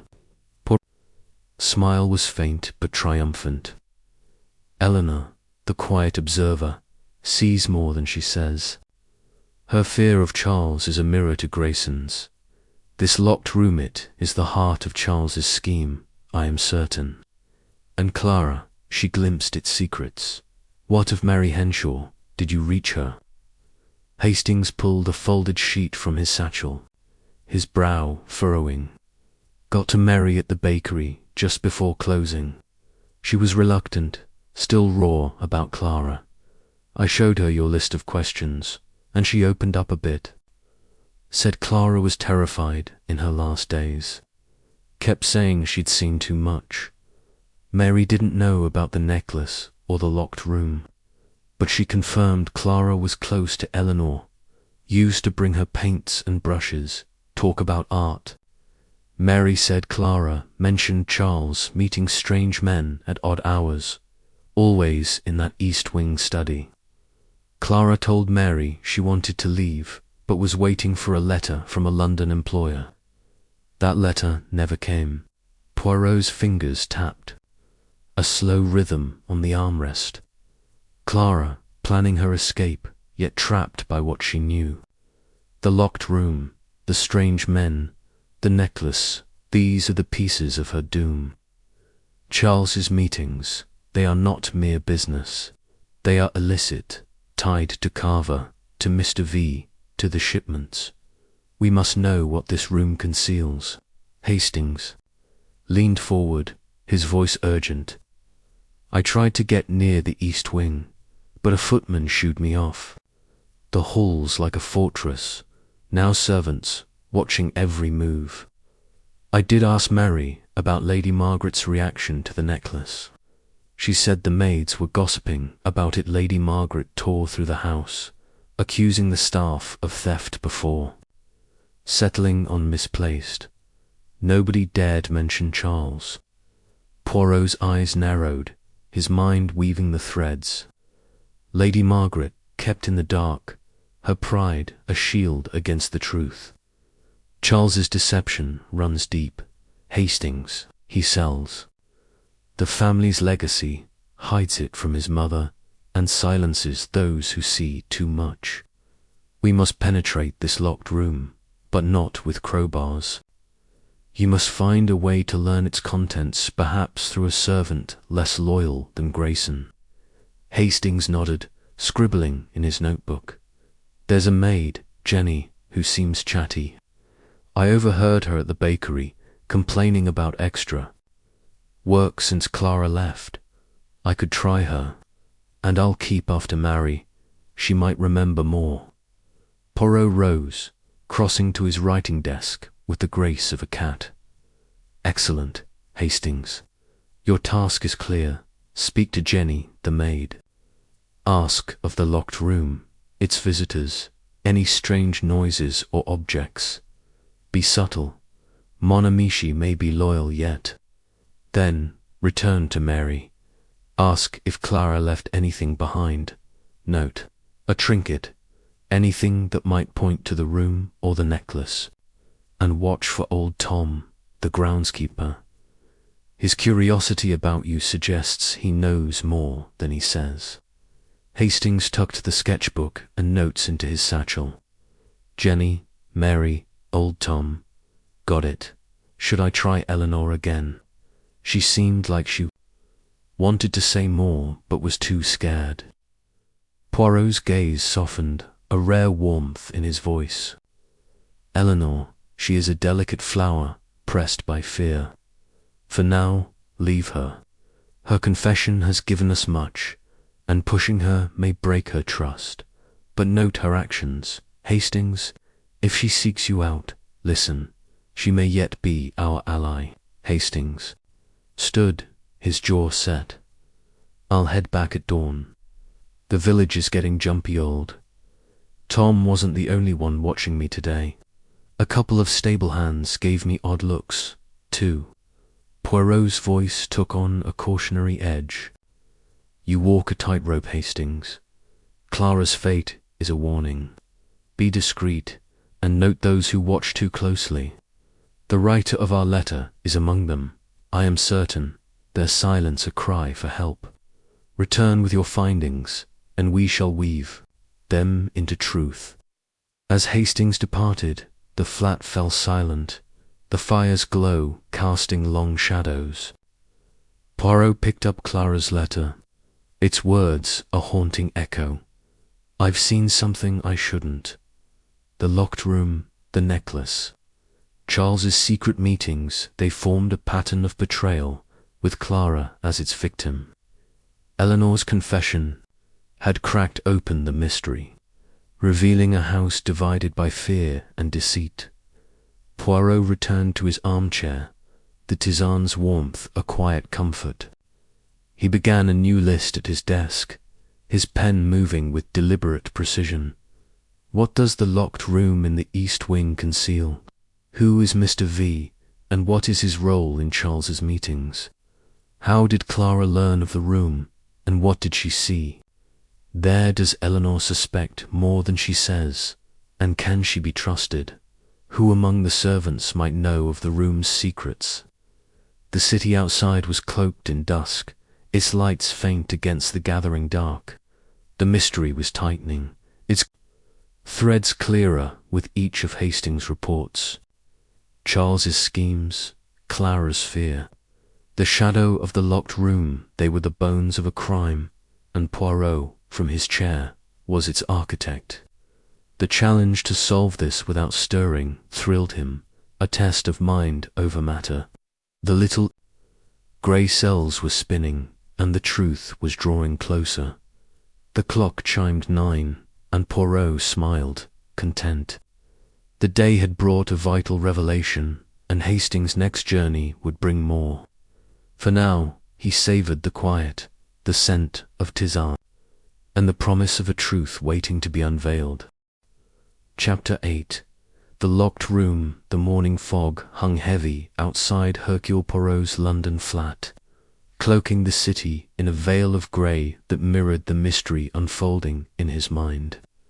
Inside, the room glowed with the warmth of a steady fire, its crackle a soft counterpoint to the faint aroma of tisane steaming on the side table. Poirot sat in his burgundy armchair, his small frame as poised as a chess master before a critical move. The anonymous letter and Clara Henshaw's desperate note to her sister lay neatly aligned, their words a constant challenge to his little grey cells. Eleanor Ashford's confession about the locked room in the East Wing, Charles's secretive meetings, and the stolen sapphire necklace had tightened the web of intrigue. Now, Poirot awaited Captain Hastings' return from Whodunit, expecting news of the locked room's secrets that might unravel the truth of Clara's fate. The door buzzer sounded, its sharp note cutting through the flat's quiet. Mustache twitched, his green eyes alight with anticipation. Interest, Hastings, he called through the intercom, his voice crisp with purpose. I trust you bring the key to our hidden chamber. Captain Hastings entered, his face a mix of triumph and unease, his satchel slung heavily over one shoulder. He hung his overcoat with care, mindful of Poirot's fastidious nature, and sank into the chair opposite, clutching a folded sheet of paper alongside his notebook. Poirot, I've got something extraordinary, he said, his voice low but vibrant. The maid, Jenny, came through, and it's a doozy. Poirot raised a hand, his expression a blend of curiosity and command. Order, mon ami, begin with method, and let us unlock this room with precision. You have spoken to Jenny. What does she reveal of the East Wing study? Hastings leaned forward, unfolding the sheet to reveal a hastily sketched floor plan of Ashford Hall's East Wing. Got to Jenny this morning. Caught her in the scullery while she was polishing silver. She's young, chatty, and not as tight. Asked Grayson. I mentioned Clara, said I was looking into her departure, and Jenny's eyes lit up. She said Clara was always curious about Charles's study. The locked room Eleanor mentioned. Jenny's been in there once, cleaning, when Charles Forgot to lock it. Hastings paused, handing Poirot the sketch. She drew. This shows the room's layout. Small, with a desk, a safe, and shelves stuffed with ledgers and letters. Poirot's eyes gleamed as he studied the sketch, its lines crude but clear. A safe, ledgers, letters. This is most illuminating, Hastings. What did Jenny see in this? Room. Hastings flipped open his notebook, his voice steady but urgent. She said the desk was cluttered with papers. Some looked like shipping manifests. Others were letters in a strange code, all numbers and symbols. Jenny didn't understand them, but she saw one letter with a seal, like from a fancy club or society. Clara was there that day, too, dusting the shelves, and Jenny caught her staring at the desk like she was memorizing something. Charles came in, saw them, and flew into a rage, told them to get out and never come back without permission. Jenny said Clara looked terrified, wouldn't talk about it after. Poirot's mustache quivered, his mind seizing the clue. A coded letter, a seal, shipping manifests. This is no mere study. Hastings, it is the nerve center of Charles's scheme. Clara, she saw something in those papers, something that sealed her fate. Did Jenny know more of this letter or its seal? Hastings shook his head. She didn't. Get a good look. Charles was too quick to shoo them out. But she said the seal was red, with a crest like a lion or an eagle. And here's the kicker. Jenny overheard Charles talking to someone in that room a few nights before Clara vanished.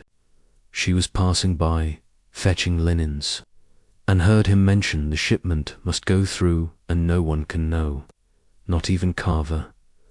Jenny didn't catch the other voice, but it wasn't local, too polished, she said.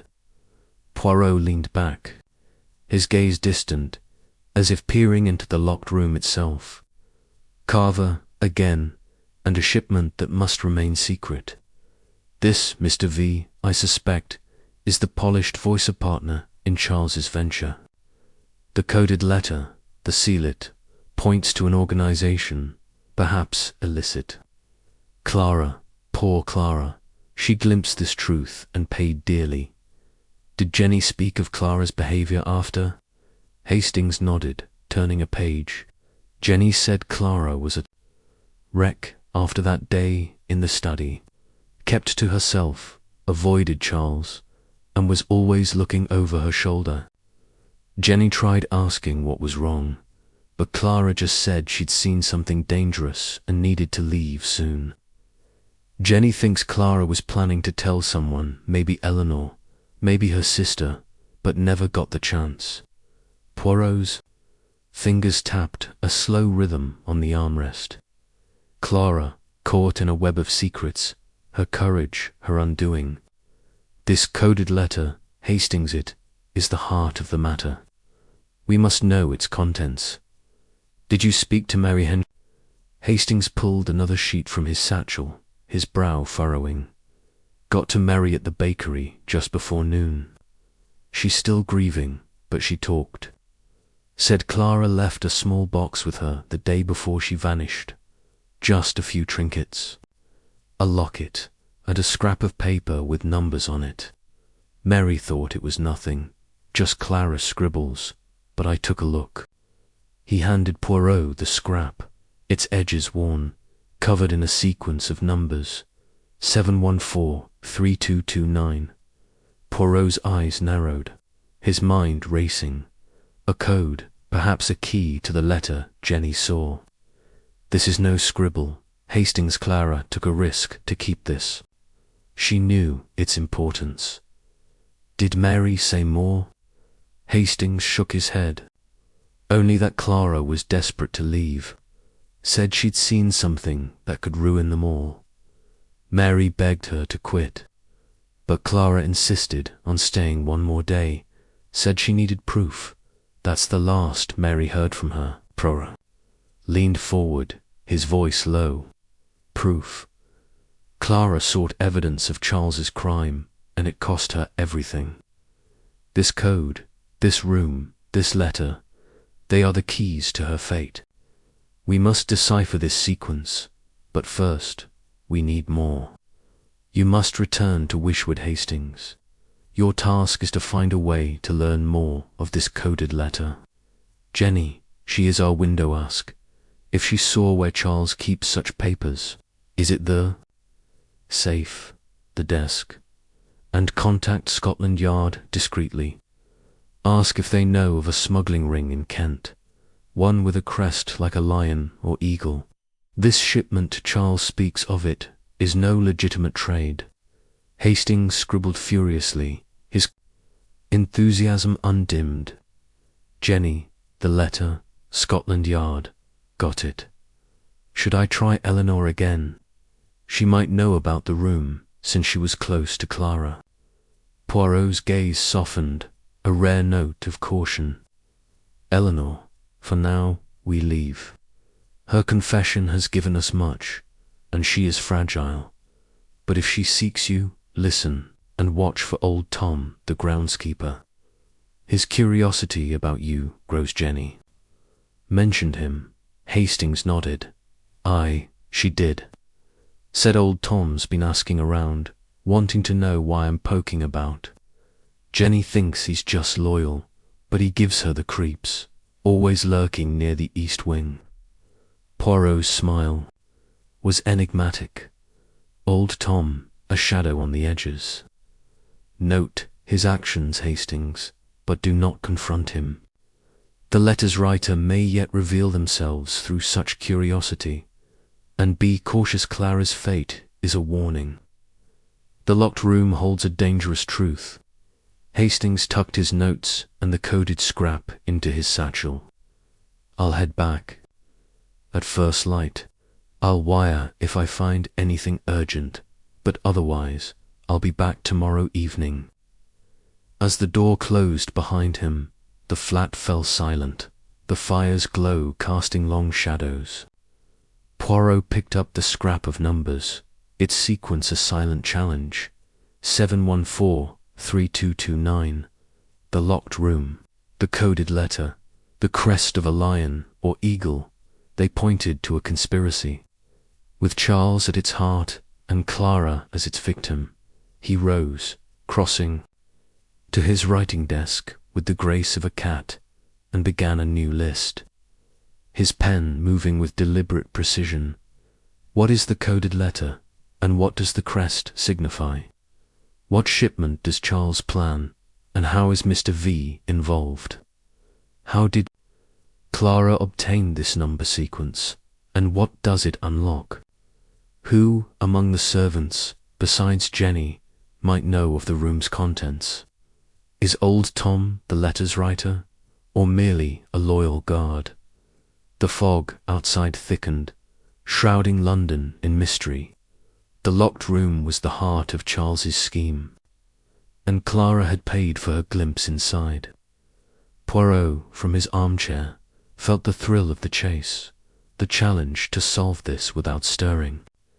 The little grey cells were weaving, and the truth was closer, its shape forming in the shadows. The clock chimed 10, and Poirot smiled, content. The day had brought a vital clue, and Hastings' next report would bring more.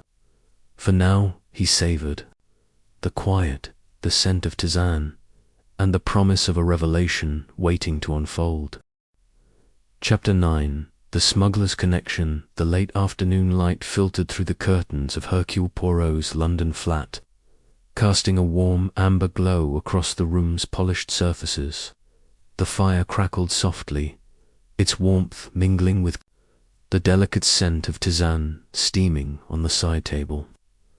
Poirot sat in his burgundy armchair, his posture as precise as a sculptor's chisel, his green eyes fixed on the anonymous letter and Clara Henshaw's cryptic note, now joined by the scrap of numbers 714-3229 that hinted at a coded secret. The locked room in Ashford Hall's East Wing, Charles Ashford's illicit dealings. And the mysterious Mr. V had woven a web of intrigue, with Clara's disappearance at its heart. Poirot's little grey cells thrummed with anticipation, awaiting Captain Hastings' return from Whodunit with news from Scotland Yard and further clues about the locked room's secrets. The door buzzer sounded, a sharp note piercing the flat's quiet. Poirot's moustache twitched, a spark of excitement in his eyes. "Entrez, Hastings," he called through the intercom, his voice crisp with purpose. "I trust you bring the threads to tighten our net." Captain Hastings strode in, his face alight with the urgency of discovery, his satchel heavy with papers. He hung his overcoat with care, mindful of Poirot's fastidiousness, and dropped into the chair opposite, clutching a telegram alongside his notebook. "Poirot, we've struck a vein," he said, his voice brimming with energy. Scotland Yard came through, and Jenny had more to say. "It's big." Poirot raised a hand, his expression a blend of curiosity and command. "Order, mon ami, begin.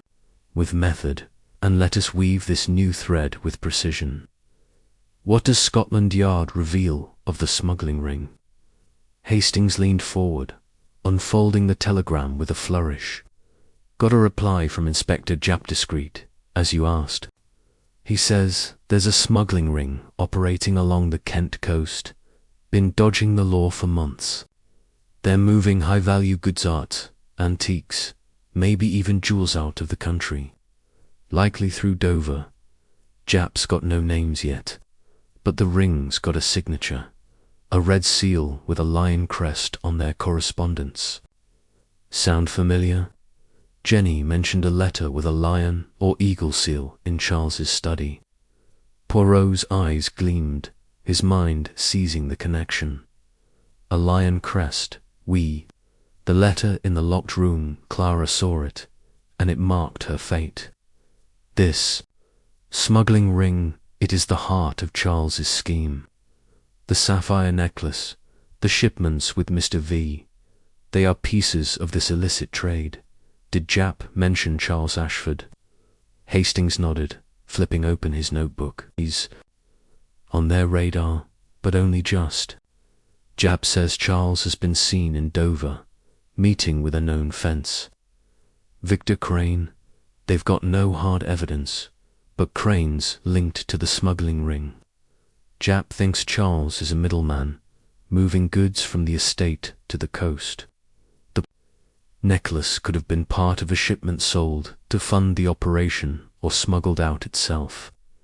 Poirot's moustache quivered, a faint smile playing on his lips.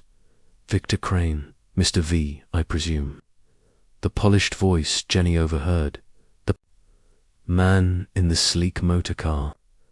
"Charles, with his ambition and debt, has allied with criminals. Clara, she stumbled upon this truth, perhaps the coded letter, perhaps the numbers she kept. What did Jenny reveal today?" Hastings turned a page, his voice low but urgent. "Caught Jenny at the market, buying vegetables for the hall. She was nervous but talkative once I got her away from prying eyes. Said she's been in the locked room against Charles left it open yesterday, distracted by a phone call. She saw more papers on the desk, same coded numbers as before, and a map of the Kent coast, marked with routes to Dover. There was also a ledger, open to a page, listing items dispatched, including bluestone pendant, which has to be the necklace. Jenny swears she heard Charles mention Crane's name on the phone, saying, 'The next shipment's ready, but we need to move fast.'" Poirot leaned back, his gaze distant, as if peering into the shadowy docks of Dover. A map, a ledger, a name. The tapestry is nearly complete. Hastings. Charles is not merely selling heirlooms, he is smuggling them, with Crane as his conduit.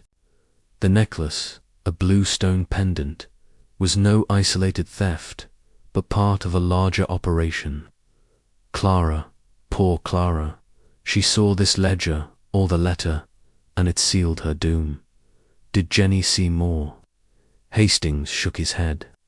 She got spooked when a footman came near, didn't linger. But she said the servants are whispering about Clara Nowsome, think she ran off. Others fear worse. Jenny's leaning toward the latter, says Charles's temper has been worse since Clara left. She's scared. Poirot thinks she's next. If she talks too much. Poirot's fingers tapped a slow rhythm on the armrest. Jenny's fear, it mirrors Grayson's. The hall is a house of shadows, Hastings, where truth is a dangerous guest. We must protect Jenny, but also use her eyes. What of Mary Henshaw? Did she offer more? Hastings pulled a small locket from his satchel, its silver surface tarnished but intact. Got to Mary at the bakery just before closing. She was reluctant, but gave me this Clara's locket from the box she left. Inside, there's a tiny photo of Clara and Eleanor, smiling together. Mary said Clara wore it always, said it reminded her of better days. She also said Clara mentioned a night meeting in the East Wing, the night before she vanished. Clara wouldn't say who was there, just that it was wrong and she had to leave. Poirot took the locket, his fingers tracing its worn edges. Clara and Eleanor, bound by friendship. This night meeting, it was with Crane, I am certain. Clara overheard something damning, perhaps the shipment, perhaps the smuggling itself. Did Mary know more of the numbers Clara left? Hastings shook his head. She swears the scrap was all Clara left, no explanation, just those numbers. 7143229. Mary thinks they're meaningless, but I told her to keep thinking, in case Clara said anything else. Poirot's eyes narrowed, his mind racing. Meaningless to Mary, but not to us. These numbers, they are a key to the letter, the safe, or something else in that room. We must decipher them, but first, we need more. You must return to Hastings, your task is to find a witness to Clara's last night. Someone saw her, or saw who took her. The stable boy, Tom, perhaps he overheard Charles and Mr. V before. Ask him of that night, of any strange comings or goings, and press Jenny gently. Did she see where the coded letter or ledger is kept? The safe, perhaps. Hastings scribbled furiously, his enthusiasm undimmed. Tom, Jenny, witnesses. Got it. Should I try Eleanor again? That locket, she might know something about Clara's last days. Poirot's gaze softened, a rare note of caution. Eleanor, we leave for now. Her bond with Clara makes her valuable, but her fear of Charles makes her fragile. If she seeks you, listen, and watch for old Tom, the groundskeeper. His curiosity about you grows. Jenny mentioned him again. Hastings nodded. Aye, she did. Said old Tom's been hovering near the East Wing, asking servants if I've been poking around. Jenny thinks he's just protective, but it's odd. Poirot's smile was enigmatic. Old Tom, a loyal shadow, or our hidden writer? Note his actions, Hastings, but do not confront him. The letter's author watches, waiting for us to act. And be cautious. Clara's fate is a warning. The smuggling ring is dangerous, and Charles is its servant. Hastings tucked his notes and the telegram into his satchel. I'll head back at dawn. I'll wire if I find something urgent. Otherwise, I'll be back tomorrow evening. As a door closed behind him, the flat fell silent, the fire's glow casting long shadows. Poirot picked up the locket, its tiny photo a poignant reminder of Clara's lost life.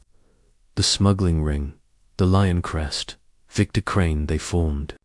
A conspiracy, with Charles as its architect and Clara as its victim. The numbers 7143229 were a cipher. a key to the locked room's secrets. Poirot rose, crossing to his writing desk with the grace of a cat. He began a new list, his pen moving with deliberate precision. What is the coded letter's message, and how does it tie to the smuggling ring?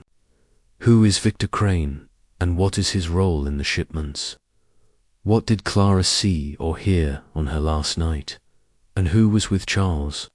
Where is the ledger or letter kept in the locked room safe or desk? Is old Tom the letters writer, or a guard of Charles's secrets?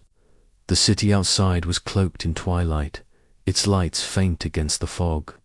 The mystery was tightening, its threads clearer with each of Hastings' reports.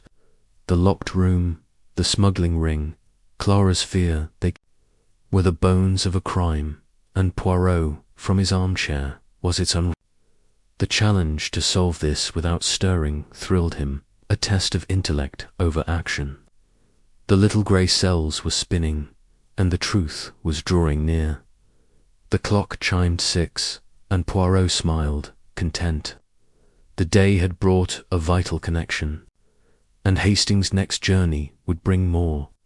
For now, he savoured the quiet, the scent of tisane, and the promise of a truth waiting to be unveiled. Chapter 10. The Mysterious Driver. The morning light filtered through the heavy curtains of Hercule Poirot's London flat, casting a soft glow across the room's polished mahogany and gleaming silver. The fire burned steadily, its crackle blending with the faint aroma of tisane steaming on the side table. Poirot sat in his burgundy armchair, his posture as precise as a watchmaker's, his green eyes fixed on the growing collection of clues. The anonymous letter, Clara Henshaw's, desperate note, the cryptic sequence of numbers 7, 143, 229, and now a telegram from Scotland Yard linking Charles Ashford to a smuggling ring. The locked room, the stolen sapphire necklace, and Victor Crane, the shadowy Mr. V, had tightened the mysteries. Web. Poirot's little grey cells hummed with anticipation, awaiting Captain Hastings' return from Weeshwood with news of Clara's final night. The door buzzer sounded, its sharp note cutting through the flat's quiet. Poirot's moustache twitched, a spark of excitement in his eyes. "Entres, Hastings," he called through the intercom, his voice crisp with purpose. "I trust you bring the footsteps that echo in Clara's shadow." Captain Hastings strode in, his face a mix of determination and unease, his satchel heavy with papers. He hung his overcoat with care, mindful of Poirot's fastidious nature, and sank into the chair opposite, clutching a small photograph alongside his notebook. "Poirot, I've got a lead that ties it all together," he said, his voice low, but charged with energy. "The stable boy came through, and it's a breakthrough." Poirot raised a hand, his expression a blend of curiosity and command. "Order, mon ami. Begin with method, and let us trace the path of Clara's last night. You have spoken to young Tom. What does he reveal?" Hastings leaned forward, opening his notebook to a page dense with scribbles. "Caught Tom at the stables this morning, mucking out stalls. He's a sharp lad, notices everything," I asked. "About the night Clara vanished, 3 months ago, the night of the meeting Mary mentioned. Tom said he was up late, tending a sick horse, and saw a car leave the estate around midnight. Sleek, black, not local just, like the one he saw with Mr. V. He didn't get a good look at the driver, but it wasn't Charles. Tom swears he saw Clara's silhouette in the passenger seat, her head slumped like she was asleep or worse." Eyes narrowed, his mind seizing the clue. A car, a midnight departure, Clara in its shadow. This is most significant, Hastings. The driver, this Mr. V, Victor Crane, I presumed Clara from Ashford Hall. Was she alive, or already a victim? Did Tom see more? Hastings shook his head, pulling the photograph from his satchel. Not much else. He was too far to hear anything, and the car was gone before he could follow. But he did snap this with an old camera he keeps in the stables. Says he likes to photograph the horses. He handed Poirot the grainy image, showing a dark car on a moonlit drive, its license plate blurred, but its sleek lines unmistakable. It's not clear, but it matches the description of Mr. V's motorcar. Tom said the car headed toward the coast, not London. Poirot studied the photograph, his fingers tracing its edges. The coast, not London. Clara's plan to flee to the city was a lie, or a hope unfulfilled. This car, it carried her to her fate, I fear. Victor Crane, the smuggler, is no mere associate he, as Charles's executioner. Did Tom know more of this night? Hastings turned a page, his voice urgent. He said the estate was quiet after the car left, but Charles was up, pacing in the East Wing study. Tom saw light under the door, heard him muttering on the telephone something about it's done and no traces. Tom didn't stick around, didn't want to be caught eavesdropping, but he's sure Clara never came back. Poirot leaned back, his gaze distant, as if peering into the moonlit night of Clara's departure. Charles, orchestrating her removal. It's done, he says, and Clara vanishes. The smuggling ring, the locked room, the coded letter all point to a crime she uncovered. Crane, I suspect, was sent to silence her. Did you speak to Jenny again? Hastings nodded, pulling a small note from his satchel. Got to Jenny at the market, away from the hall. She's terrified now, says the servants are whispering about my questions. She didn't see the car that night, but she confirmed the ledger in the locked room is still there, so yesterday, when Charles left the door ajar, she didn't dare touch it, but she noticed a new entry. Crane delivery, confirmed, payment. Jenny thinks it's about the necklace, but she's too scared to look closer. Poirot's mustache quivered, a faint smile of triumph. Crane, the delivery, the payment. The ledger is the heart of Charles's operation, Hastings. Clara saw it, or the letter, and paid with her life. We must know more of Crane, did you? Contact Scotland Yard again. Hastings pulled another telegram from his satchel. Wired Jap after talking to Tom. He says Victor Crane's a known operator, smuggles art and jewels. Works with a network stretching to France. Jap's got him under watch, but no hard evidence to arrest. Crane's been spotted in Dover recently, always at night, always alone. Jap thinks he's the muscle for the ring, not the brains. Charles, he reckons, is higher up. Poirot's fingers tapped a slow rhythm on the armrest. Crane, the enforcer, and Charles, the schemer. Clara, caught between them, saw their plan, perhaps the shipment, perhaps the ledger itself. The numbers she left, 714-3229, they may unlock the ledger or the letter. We must find Crane, Hastings, but not by chasing shadows. You must return to Wishwood. Your task is to locate him through the village's eyes. The publican, Willis, or the postmaster, Mrs. Tuttle, they hear whispers of strangers. Ask if Crane has been seen since Clara's night, and press Jenny gently where in the room is the ledger kept. The safe, the desk. Hastings scribbled furiously, his enthusiasm undimmed. Willis, Mrs. Tuttle, Jenny, got it. Should I try Mary again? She might know more about that night. Poirot's gaze softened, a rare note of caution. Mary, yes. Ask if Clara mentioned a car or a man like Crane, but be gentle, her grief is raw. And watch for old Tom, the groundskeeper. His curiosity grows, Jenny said. Hastings nodded. Aye, she did. Said Tom's been asking about me at the pub, wanting to know if I'm with the police. Willis thinks he's just loyal, but it's or he's always near the east wing, watching. Poirot's smile was enigmatic. Old Tom, a guardian or our hidden writer? Note his actions, Hastings, but do not confront him. The letter's author is close, watching our moves. And be cautious, Crane is dangerous, and Charles grows desperate. Clara's fate is a warning. Hastings tucked his notes and the photograph into his satchel. I'll head back at dawn.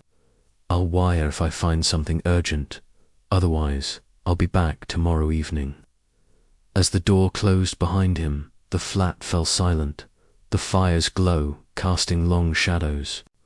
Poirot picked up the photograph, its grainy image a haunting echo of Clara's final journey. Victor Crane, the smuggler, had driven her into the night, under Charles's orders. The ledger, the coded letter, the lion crests, they formed a conspiracy, with Clara as its victim.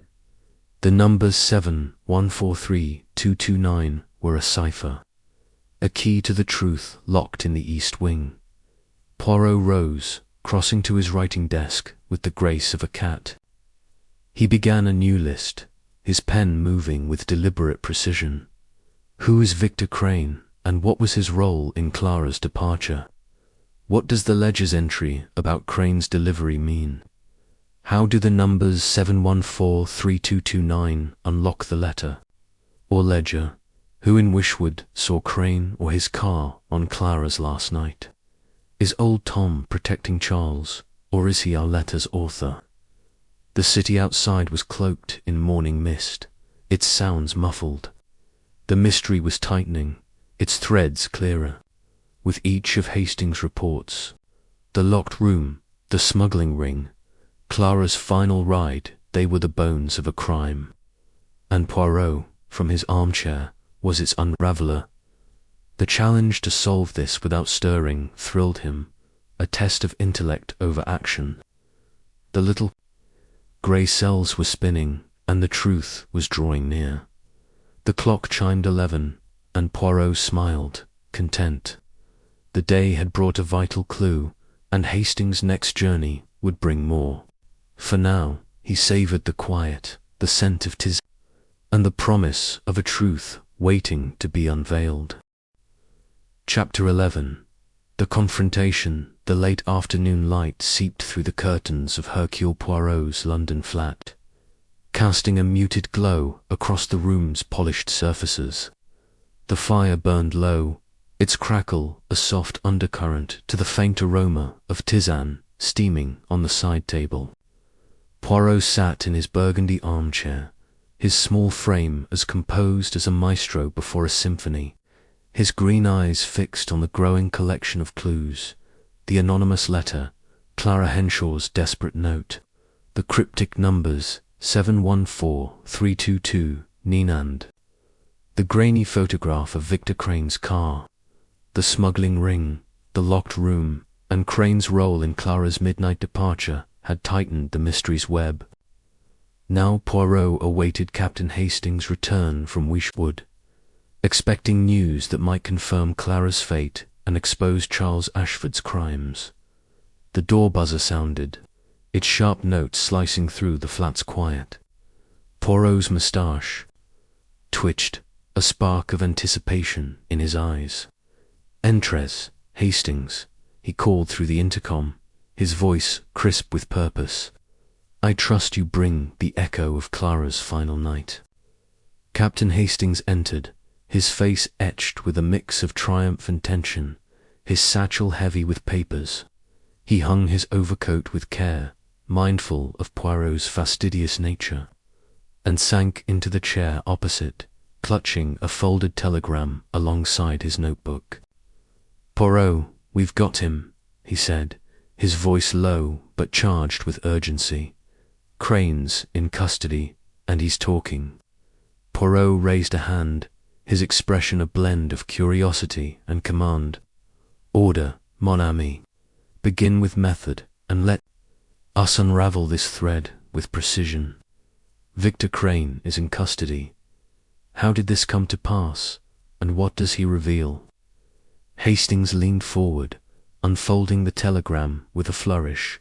"Got a wire from Inspector Japp this morning. Scotland. Yard nabbed Crane in Dover last night. Caught him with a crate of smuggled antiquesome from Ashford Hall, Japp thinks. I went to Weishwood first, as you said, to track down witnesses to Clara's last night. The publican, Willis, was a goldmine. Said he saw Crane's car in the village that night, parked near the post office around 11. Willis didn't see Clara, but he saw Crane arguing with a man matching Charles's description outside the pub, just before the car left the estate. Poirot's eyes gleamed, his mind seizing the clue. Crane and Charles arguing on the night Clara vanished. This is most significant, Hastings. The car, the midnight departure, was no coincidence. What does Crane say of his role? Hastings flipped open his notebook, his voice steady but urgent. Japp interrogated Crane at dawn. He's a tough nut, but he cracked under pressure. Says Charles hired him to remove Clara from the estate that night. Crane claims he was told she was a troublemaker, stealing from the family, and Charles wanted her gone quietly. Crane swears he drove her to a remote train station, Harrow's End, about 10 miles from Weishwood, and left her there, alive, with a ticket to London. He says he didn't hurt her, but Japp's not buying it. No one at Harrow's End remembers seeing Clara, and the station's ticket log has no record of her. Poirot's mustache quivered, his mind racing. Crane, the smuggler, hired as an enforcer.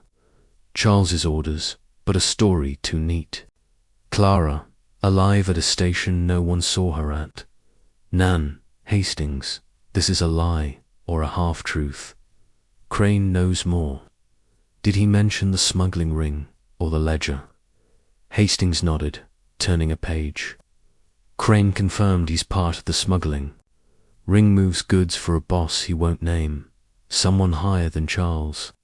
He says Charles supplied the necklace and other heirlooms, which Crane smuggled to France. The ledger in the locked room, Crane says, tracks their shipments.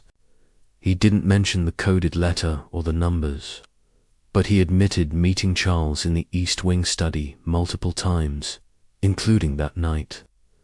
Crane says Charles was frantic, kept saying, "She knows too much, get her out."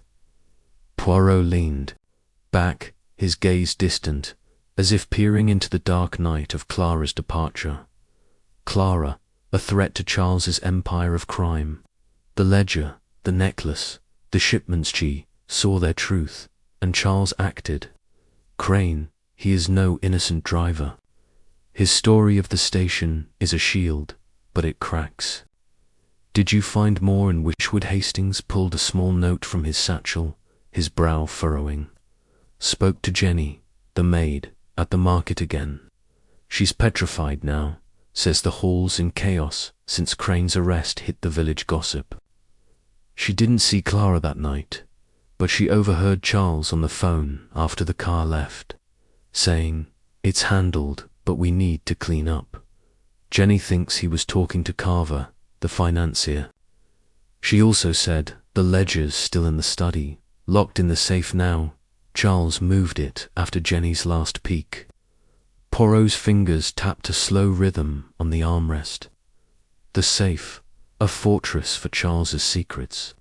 The ledger, it holds the proof of his crimes, smuggling, theft, perhaps worse. Clara's numbers, 714-322-9. Could they be the combination? We must know. Did you reach Mary Henshaw again? Hastings shook his head. Mary was out, helping at the church. I left a note. Asked her to think of anything Clara said about a car or a man like Crane. But I got something else. Old Tom, the groundskeeper, cornered me near the pub. He was cagey, asked if I was stirring up trouble for the Ash. Said Clara was a good girl who didn't deserve what happened, then clammed up. Willis thinks Tom's hiding something, maybe guilt. Poirot's smile was enigmatic. Old Tom, so close to the truth, yet so guarded. Is he our letter writer, or a loyal servant with regrets? His words suggest he knows Clara's fate was no accident. We must watch him, Hastings, but not confront him yet. The net tightens around Charles, and we must act. Poirot rose, crossing to his writing desk with the grace of a cat. Your task now is delicate, Hastings. Return to Weeshwood, but with a new purpose. First, verify Crane's story check, Harrow's End Station yourself. Speak to the station master, the porters, anyone who might have seen Clara or Crane that night. Second, press Jenny gently. Does she know the safe's combination, or where Charles keeps the key? And third, find Mary. She may recall a detail of Clara's last words, mention of Crane, a car, or the numbers. Hastings scribbled furiously, his enthusiasm tempered by caution. Harrow's End, Jenny, Mary, got it. Should I try old Tom? He's acting strange, like he wants to talk, but can't. Poirot's gaze softened, a rare note of warning. Old Tom, we leave for now. His curiosity and guilt may lead him to us, but pushing him risks silence. Be vigilant. Hastings Crane's arrest will make Charles desperate, and desperate men are dangerous. Watch for those who watch you, especially at the hall. The letter's writer is close, I am certain, waiting for our next move. Hastings tucked his notes and the telegram into his satchel. I'll head out at dawn. I'll wire if I find something urgent. Otherwise, I'll be back tomorrow evening. As the door closed behind him, the flat fell silent, the fire's glow casting long shadows. Poirot picked up the photograph of Crane's car, its blurred image a haunting echo of Clara's final journey. Crane's confession, though partial, confirmed Charles's role in her removal. The smuggling ring, the ledger, the coded letter, they formed a conspiracy with Clara as its victim. The numbers 7143229 were a key, perhaps to the safe itself. Poirot returned to his armchair, the tisane's warmth a quiet comfort. He began a new list at his desk, his pen moving with deliberate precision. Did Clara reach Harrow's End alive, or is Crane's story a lie? What does the ledger in the safe reveal about the smuggling ring? Do the numbers 7143229 unlock the safe or the coded letter? Who else saw Crane's car that night, and what did they hear? Is old Tom's guilt a sign of knowledge, or is he our letter's author? The city outside was cloaked in dusk, its lights faint against the gathering dark. The mystery was tightening, its threads clearer with each of Hastings' reports. Charles's desperation, Clara's fate, the shadow of Crane, they were the bones of a crime, and Poirot, from his armchair, was its The challenge to solve this without stirring thrilled him, a test of intellect over action. The little grey cells were spinning, and the truth was drawing near. The clock chimed 5, and Poirot smiled, content. The day had brought a vital confrontation, and Hastings' next journey would bring more. For now, he savoured the quiet, the scent of tisane, and the promise of a truth waiting to be unveiled. Chapter 12. The Hidden Truth. The morning mist clung to the windows of Hercule Poirot's London flat, softening the city's outlines and lending an air of mystery to the room within. The fire burned steadily, its crackle a quiet counterpoint to the faint aroma of tisane steaming on the side table. Poirot sat in his burgundy armchair, his small frame poised with the precision of a clockmaker, his green eyes fixed on the array of clues before him: the anonymous letter, Clara Henshaw's desperate note, the cryptic numbers 714-3229, and the grainy photograph of Victor Crane's car. Victor Crane's confession, implicating Charles Ashford in Clara's removal, had tightened the web of intrigue, with the smuggling ring and the locked room at its heart. Now Poirot awaited Captain Hastings' return from Weeshwood, expecting news from Harrow's End Station and the Ashford estate that might confirm Clara's tragic fate. The door buzzer sounded, its sharp note piercing the flat's calm. Poirot's moustache twitched, a spark of solemn anticipation in his eyes. "Entress Hastings," he called through the intercom, his voice crisp yet heavy with purpose. "I trust you bring the truth that Clara's silence demands." Captain Hastings entered, his face pale and drawn, his satchel heavier than usual, weighed down by more than just papers. He hung his overcoat with a mechanical care, avoiding Poirot's gaze, and sank into the chair opposite, clutching a folded report alongside his notebook. "Poirot," he said, his voice low and strained, "it's worse than we thought. I found her." Poirot's eyes narrowed, his heart quickening though his posture remained still. "Clara, speak mon ami with method. Begin with Harrow's End. What did you find at the station?" Hastings leaned forward, unfolding the report with trembling hands. "I went to Harrow's End first thing this morning, a desolate little station 10 miles from Weeshwood. Spoke to the station master, Mr. Harrow, an old man with a sharp memory. He checked the logs from 3 months ago. No record of a young woman matching Clara's description. No ticket sold to London that night. I showed him the photograph of Crane's car, and he recognized the model. Said he saw it parked near the station around midnight, but no one got out. He thought it odd, but didn't report it. Rural stations get strange visitors sometimes." Poirot's fingers tapped a slow rhythm on the armrest, his mind seizing the discrepancy. No Clara at the station, yet Crane claims he left her there.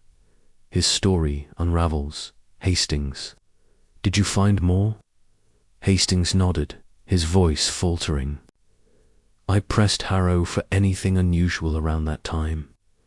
He mentioned a local farmer who found a shawl in a ditch near the station a few days later, blue, with embroidered flowers. I tracked down the farmer, showed him a description from Mary. Henshaw, he confirmed it was Clarice Mary, had embroidered it herself. The shawl was torn, stained with mud and blood." Hastings paused, swallowing hard. "The farmer kept it, thinking it might be evidence. I saw it, Poirot. It's hers." Poirot's gaze darkened, a rare shadow crossing his face. "Blood? Clara did not reach the station alive, I fear. Crane's tale is a lie, crafted to shield himself and Charles. What did you find at Weeshwood?" Hastings pulled a small sketch from his satchel, his hands steadier now. "I went back to the estate. Spoke to Jenny at the market. She's terrified. Says Charles has been raging since Crane's arrest hit the village gossip. She didn't know about the shawl, but she overheard Charles talking to a footman yesterday, saying, 'The well's secure, no one will look there.' Jenny thought it was about water or repairs, but it struck me as odd. I asked her about the estate's old well. There's one in the East Wing courtyard, boarded up, rarely used. I got Tom, the stable boy, to help me check it discreetly." Hastings' voice dropped, almost a whisper. "We pried off the boards, lowered a lantern. Poirot, she's there. Clara's remains, at the bottom, wrapped in a tarp. I wired Scotland Yard right after Japs, sending men to recover her. The well's hidden behind ivy, out of sight. Charles must have thought it was safe. Poirot leaned back, his eyes closing briefly, a silent tribute to Clara's lost life. Clara Henshaw, silenced forever. The well, a tomb for Charles's crime. This is the truth we sought, Hastings, though it brings no joy. Charles, or Crane under his orders, ended her life to protect the smuggling ring. The ledger, the necklace, the coded letter, they were her death warrant. Did Jenny say more of the ledger or the safe? Hastings shook his head, flipping a page. In his notebook, Jenny's too scared to go near the study now. Says Charles keeps the safe locked tight, checks it daily. She thinks the ledger's still inside, but she doesn't know the combination. Those numbers, 714-3229, might be it. But she's never seen Charles use them. She did say Charles burned some papers in the study fireplace last night, muttering about cleaning up. Poirot's mustache quivered, his mind racing. Burning papers, hiding evidence. Charles knows the net is closing. The numbers, they are indeed the key perhaps to the safe, perhaps to the coded letter. We must act swiftly, Hastings, before more is lost. Did you speak to Mary Henshaw, Hastings? Pulled a small handkerchief from his satchel, embroidered with the same floral pattern as Clara's shawl. Got to Mary at the church, helping with a charity bazaar. I didn't tell her about the well not yet. It's too raw. I asked about Clara's last days, anything about a car or Crane. Mary said Clara mentioned a fancy man visiting. Charles, someone who made her uneasy. Clara saw him leave the East Wing late one night, carrying a heavy case. Mary thinks it was the night before she vanished matches Tom's story of the car. Poirot's gaze sharpened. A heavy case. Carried by Crane, perhaps the necklace, perhaps more smuggled goods. Clara saw too much, and Charles acted. Old Tom, the groundskeeper, did he appear again? Hastings nodded, his brow furrowing. He was at the market, watching me talk to Jenny. Didn't approach, but his eyes were sharp, like he was weighing me up. Jenny says he's been asking about the well, too wanted to know if anyone's been near it. Willis at the pub thinks Tom's loyal to the Ashfords, but I'm not so sure. He's too curious. Poirot's smile was faint, tinged with sorrow. Old Tom, a shadow on the edge of truth. He may be our letter writer, driven by guilt, or a guardian of Charles's secrets. We must know, but not yet. Your task, Hastings, is now urgent. Return to Wishwood, but with caution. First, ensure Scotland Yard secures the Welt Claris remains are the proof we need. Second, press Jenny one last time. Does she know where Charles keeps the safe's key, or any hint of its combination?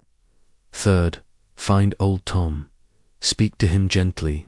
Ask of Clara, of the well. His reaction may betray his role. Hastings scribbled.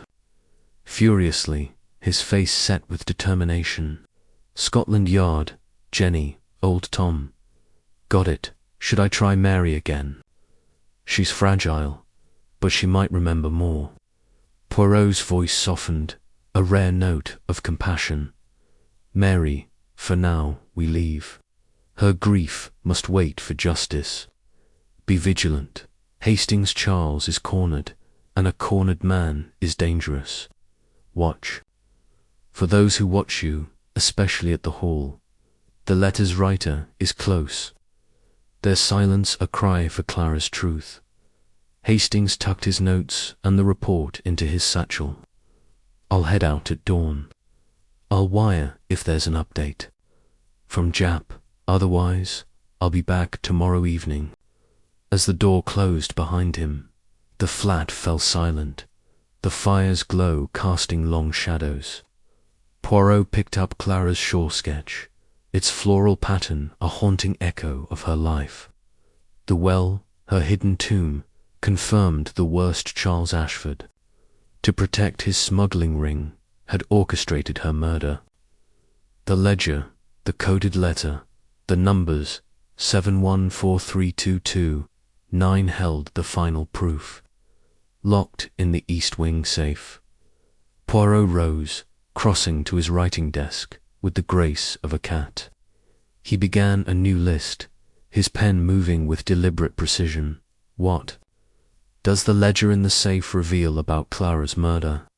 Do the numbers 7143229 unlock the safe, or the coded letter? Where does Charles keep the safe's key, and can Jenny find it?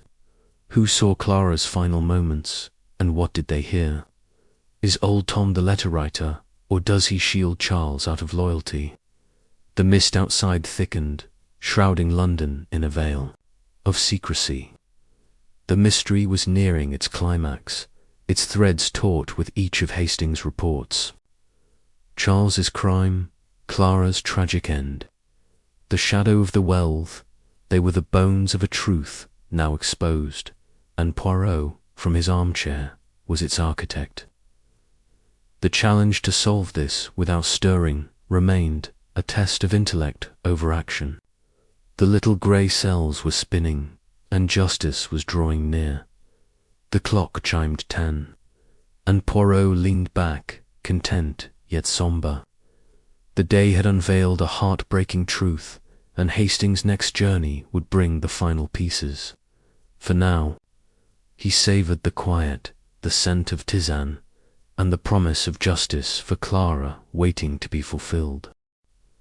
Chapter 13.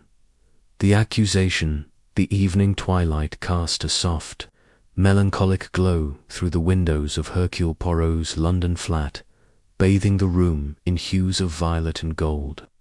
The fire burned low, its gentle crackle blending with the faint aroma of tisane steaming on the side table. Poirot sat in his burgundy armchair, his small frame poised with the gravitas of a judge, his green eyes fixed on the array of clues before him. The anonymous letter, Clara Henshaw's desperate note, the cryptic numbers 714322-9, and the grainy photograph of Victor Crane's car. The discovery of Clara's remains in the Ashford estate's well had confirmed her tragic fate, pointing to Charles Ashford as the architect of a smuggling ring and her murder. Now Poirot's little grey cells thrummed with purpose, ready to weave the final threads into a tapestry of justice, all from the confines of his armchair. The door buzzer sounded, its sharp note cutting through the flat's quiet. Poirot's moustache twitched, a spark of resolve in his eyes. "Entress Hastings," he called through the intercom, his voice crisp yet heavy with anticipation. "I trust you bring the final pieces to close our net." Captain Hastings entered, his face a mix of exhaustion and triumph, his satchel lighter than usual, but his posture tense with the weight of his findings. He hung his overcoat with care, mindful of Poirot's fastidious nature, and sank into the chair opposite, clutching a single folded letter alongside his notebook. "Poirot," he said, his voice low but resolute, "it's done. I've got what we need, and Charles is cornered." Poirot raised a hand, his expression a blend of curiosity and command. "Order, mon ami. Begin with method, and let us lay bare the truth. You have spoken to Jenny, to old Tom, perhaps to Scotland Yard. What do you bring from Wishwood?" Hastings leaned forward, unfolding the letter with a deliberate slowness. "First, Scotland Yard. Jap wired this morning Clara's remains were recovered from the well, just as we found them. The coroner confirmed she was struck on the head, likely killed before being hidden. Japp's men searched the East Wing study under a warrant. They found the ledger in the safe, and guess what? The numbers 71432229 with a combination. The ledger lists shipments of stolen goods, including the sapphire necklace, all tied to Victor Crane and a French buyer. Charles's initials are on every entry. Poirot's eyes gleamed up, faint smile of triumph on his lips. The numbers, a key to the safe, and the ledger, a map of Charles's crimes. Clara, she found this combination, perhaps by chance, and saw the truth within. What else did Japp uncover? Hastings flipped open his notebook, his voice steady but urgent. The coded letter was there, too, with a lion crest. Japp says it's correspondence with a smuggler in Calais, detailing payment schedules. Charles was funneling heirlooms through Crane to pay off debts and fund new ventures. Japp's got enough to charge Charles. But they need a confession to tie him to Clara's murder. Crane's sticking to his story that he left her alive. Poirot leaned back, his fingers steepled, his gaze distant as if seeing the locked room's secrets laid bare. Charles, the puppet master, caught in his own strings. Crane, a liar, but a useful one. We must draw Charles out, Hastings. His desperation will break him. Did you speak to Jenny? Hastings nodded, pulling the folded letter from his satchel. Caught Jenny at the market, away from the hall. She's a wreck, says the servants are in chaos with Scotland Yard swarming. She found this in Charles's study, tucked in a drawer he forgot to lock. It's a note from Charles to Carver, the financier, dated the day after Clara vanished.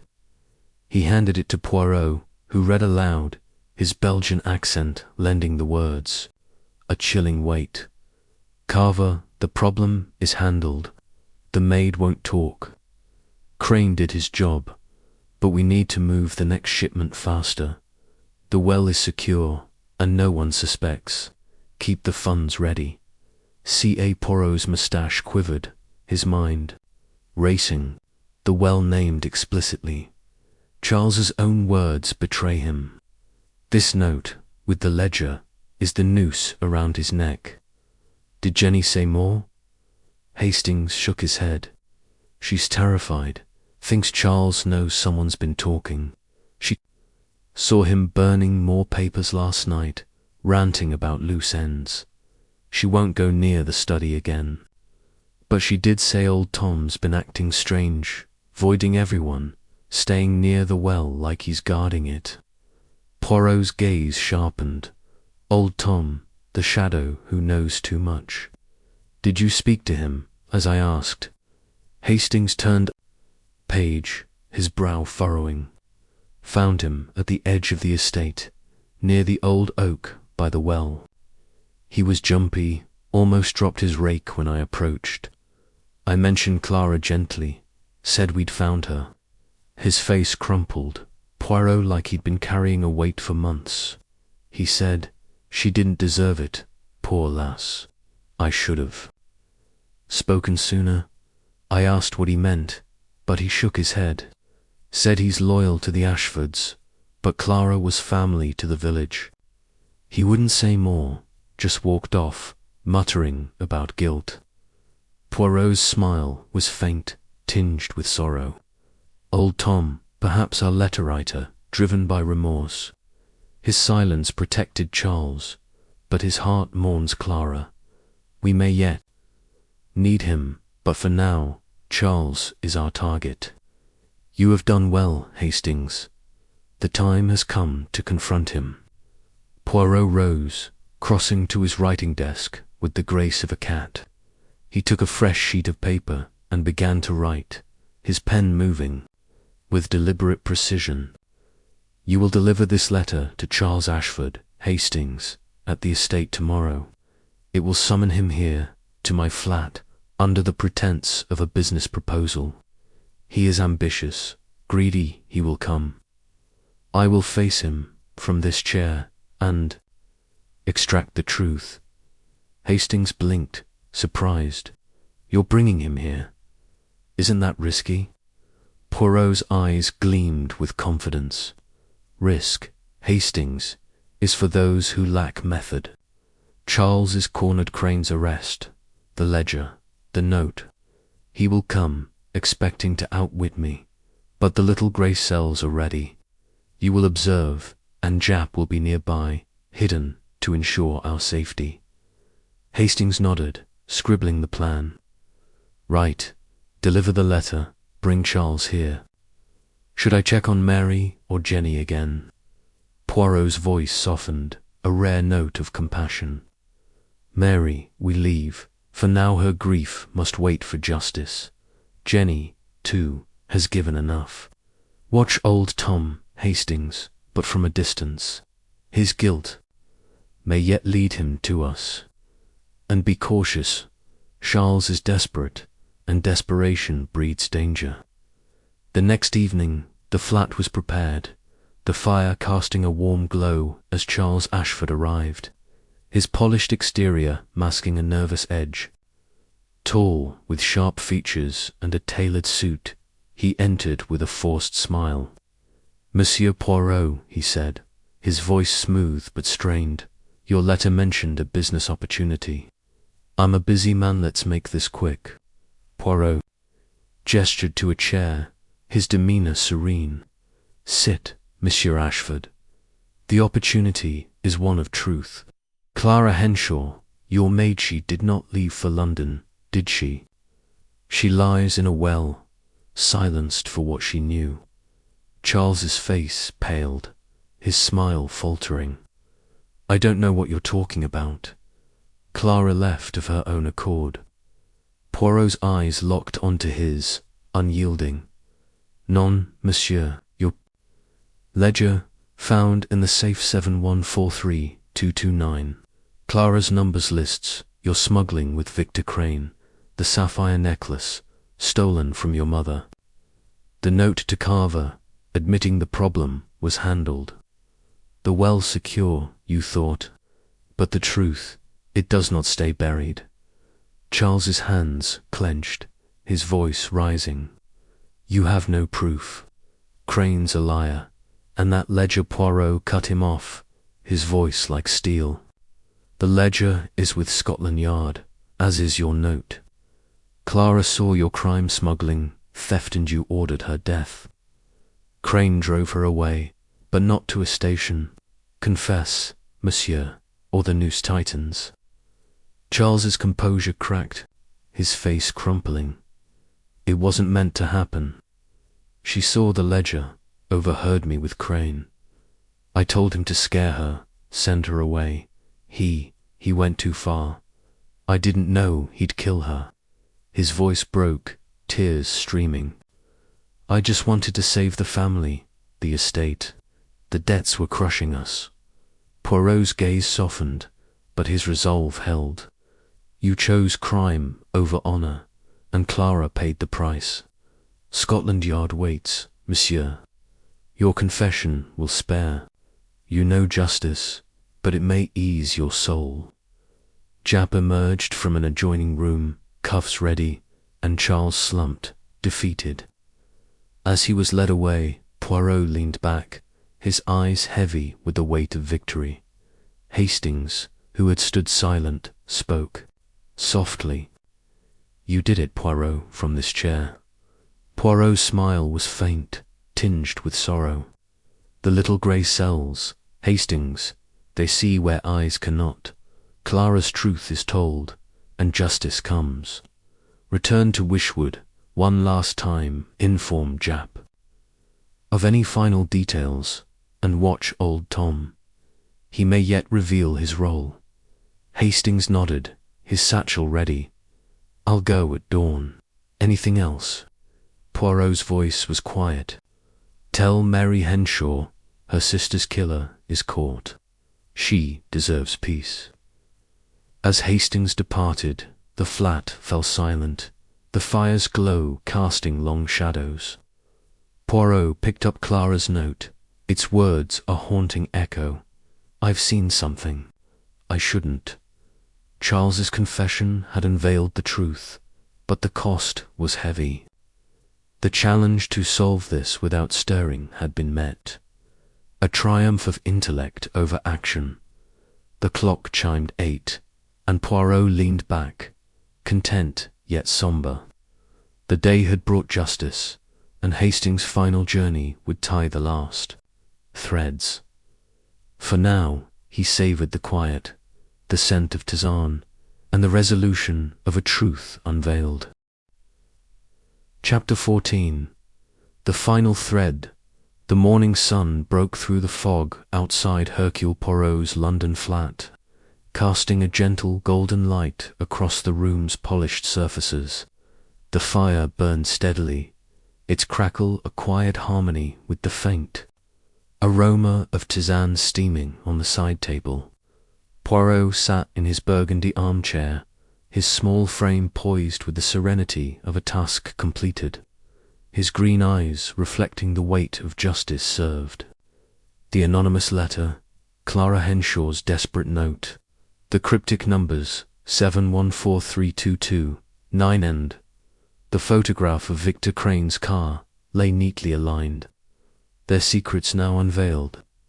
Charles Ashford's confession had confirmed his role in Clara's murder and the smuggling ring, bringing the mystery to a close. Yet one thread remained: the identity of the letter's writer.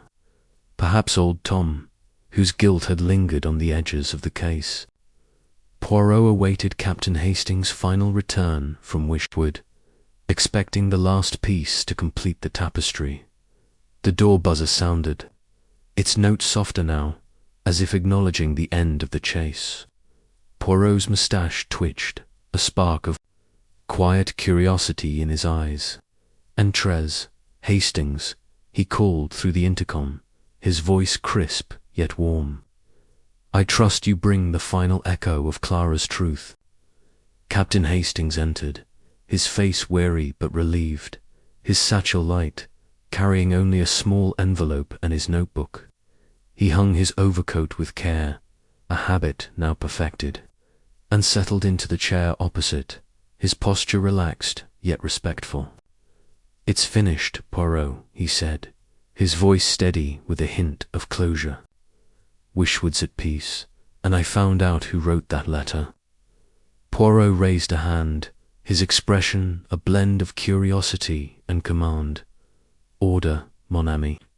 Begin with method, and let us tie this final knot. You have informed Mary Henshaw of her sister's justice, and old Tom, what does he reveal?" Hastings leaned forward, opening the envelope to reveal the single sheet of paper, its handwriting uneven but familiar. "I started with Mary at the bakery this morning. She was quiet, eyes red from tears, but grateful when I told her Charles confessed and Clara's killer was caught. She said it won't bring Clara back, but it lets her rest. I asked if Clara ever mentioned anyone at the estate who might have been protective, someone who'd risk writing to you. Mary pointed to old Tom, said he treated Clara like a daughter, always warned her to stay clear of Charles's business." Poirot nodded, his fingers steepled, a faint smile playing on his lips. "Old Tom, the groundskeeper, a fatherly shadow. This aligns with his guilt, his curiosity. Did you speak to him?" Hastings nodded, flipping open his notebook. "Found him by the well, of all places, staring at the ground like it held his sins. I approached gently, said Charles was in custody and Clara's truth was out." His shoulders sagged, Poirot like a weight lifted. He admitted he wrote the letter to you. Said he saw Clara arguing with Charles in the library months ago. Overheard her say she'd tell someone about the wrong she found. Tom didn't know what it was, but when she vanished, he suspected foul play. He couldn't go to the police, too loyal to the Ashfords, and no proof, but he'd heard of you, read about your cases. He wrote anonymously, hoping you'd uncover the truth without dragging the village into scandal. Poirot's eyes gleamed, a quiet triumph in his gaze. Old Tom, the silent witness, driven by love for Clara and guilt for his silence. The letter, it was his cry for justice, cloaked in fear. Did he say more of that night? Hastings shook his head, handing Poirot the sheet from the envelope. Not much. He was tending the gardens that night, didn't see Crane's car, but noticed Charles pacing in the study after midnight. Tom wrote this for you, a confession of sorts, explaining why he stayed quiet. He says he'll testify if needed, but hopes it won't come to that. The village is shaken. Poirot Scotland Yard's presence has everyone talking. Poirot took the sheet, reading aloud in his precise Belgian accent. Monsieur Poirot, I wrote to you because Clara deserved better. I saw her fear, heard her stand up to Master Charles, but I did nothing. My loyalty to the Ashfords kept me silent, but my heart broke for her. I pray your mind has brought her justice. I'll face what comes, but I beg you, spare Wishwood more. Pain. Thomas Reed Perot's moustache quivered, his voice soft with compassion. Thomas Reed Old Talma, man torn between duty and love. His letters set us on the path, Hastings, and his confession closes it. Clara's truth is told, and he may find peace. What of Jenny or the estate? Hastings turned a page, his voice quieter now. Jenny's left the Holt, cook a job in another village, too scared to stay with Charles's crimes exposed. The servants are scattering, and Lady Margaret's shut herself away, refusing visitors. Jap says they're searching the estate for more evidence, but the ledger and Charles's note to Carver are enough. Crane's still claiming he didn't kill Clara, but Jap thinks he'll crack with Charles's confession. Poirot leaned back, his gaze distant, as if seeing the rolling hills of Wishwood and the shadowed halls of Ashford. The house of Ashford crumbles, its secrets laid bare. Clara, a maid of courage, brought it down with her truth. The smuggling ring, the necklace, the murder, all unravelled by the little grey cells. From this chair, Hastings smiled, a rare moment of awe. You did it, Poirot. Never left the flat, and you caught a killer. How do you do it? Poirot's smile was serene, almost feline. The mind, Hastings, it travels where the body cannot. You, my friend, were my eyes, my hands, gathering the fragments I wove into truth. The challenge to solve without stirring was a delight, but the cost was heavy. Clara's life, old Tom's guilt, Mary's grief, these are the true stakes. Hastings nodded, closing his notebook. What now? Jap's wrapping things up, but should I go back to Wishwood, tie up any loose ends? Poirot rose, crossing to his writing desk with the grace of a dancer. He took a fresh sheet and wrote a brief note, sealing it in an envelope. Deliver this to Inspector Jap, Hastings, with my thanks. It suggests he questioned Crane further his lie about the station. Hides more accomplices, I suspect. Then rest, mon ami. Wishwood needs time to heal, and you have earned a respite. Hastings took the envelope, his brow furrowing. And old Tom. Should I tell him anything? Poirot's voice softened, a rare warmth in his tone. Tell Thomas. Read that Clara's justice was his doing, too. His letter was the spark, and he need carry no more guilt. Let him tend his gardens in peace. As Hastings departed, the flat fell silent, the fire's glow casting long shadows. Poirot picked up old Tom's confession, its uneven script a testament to a man's quiet courage. Clara's murder, Charles's smuggling, the hidden well they formed a tragedy, now resolved. The anonymous letter had been the first note in a symphony of justice, played by Poirot's mind alone. He returned to his armchair, the tisane's warmth a quiet comfort. The mystery was complete, its threads woven into a tapestry of truth.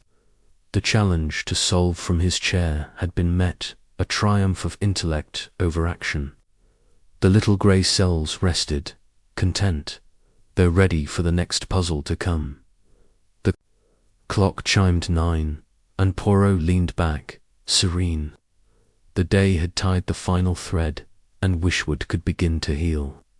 For now he savoured the quiet, the scent of tisane, and the fulfilment of a truth unveiled.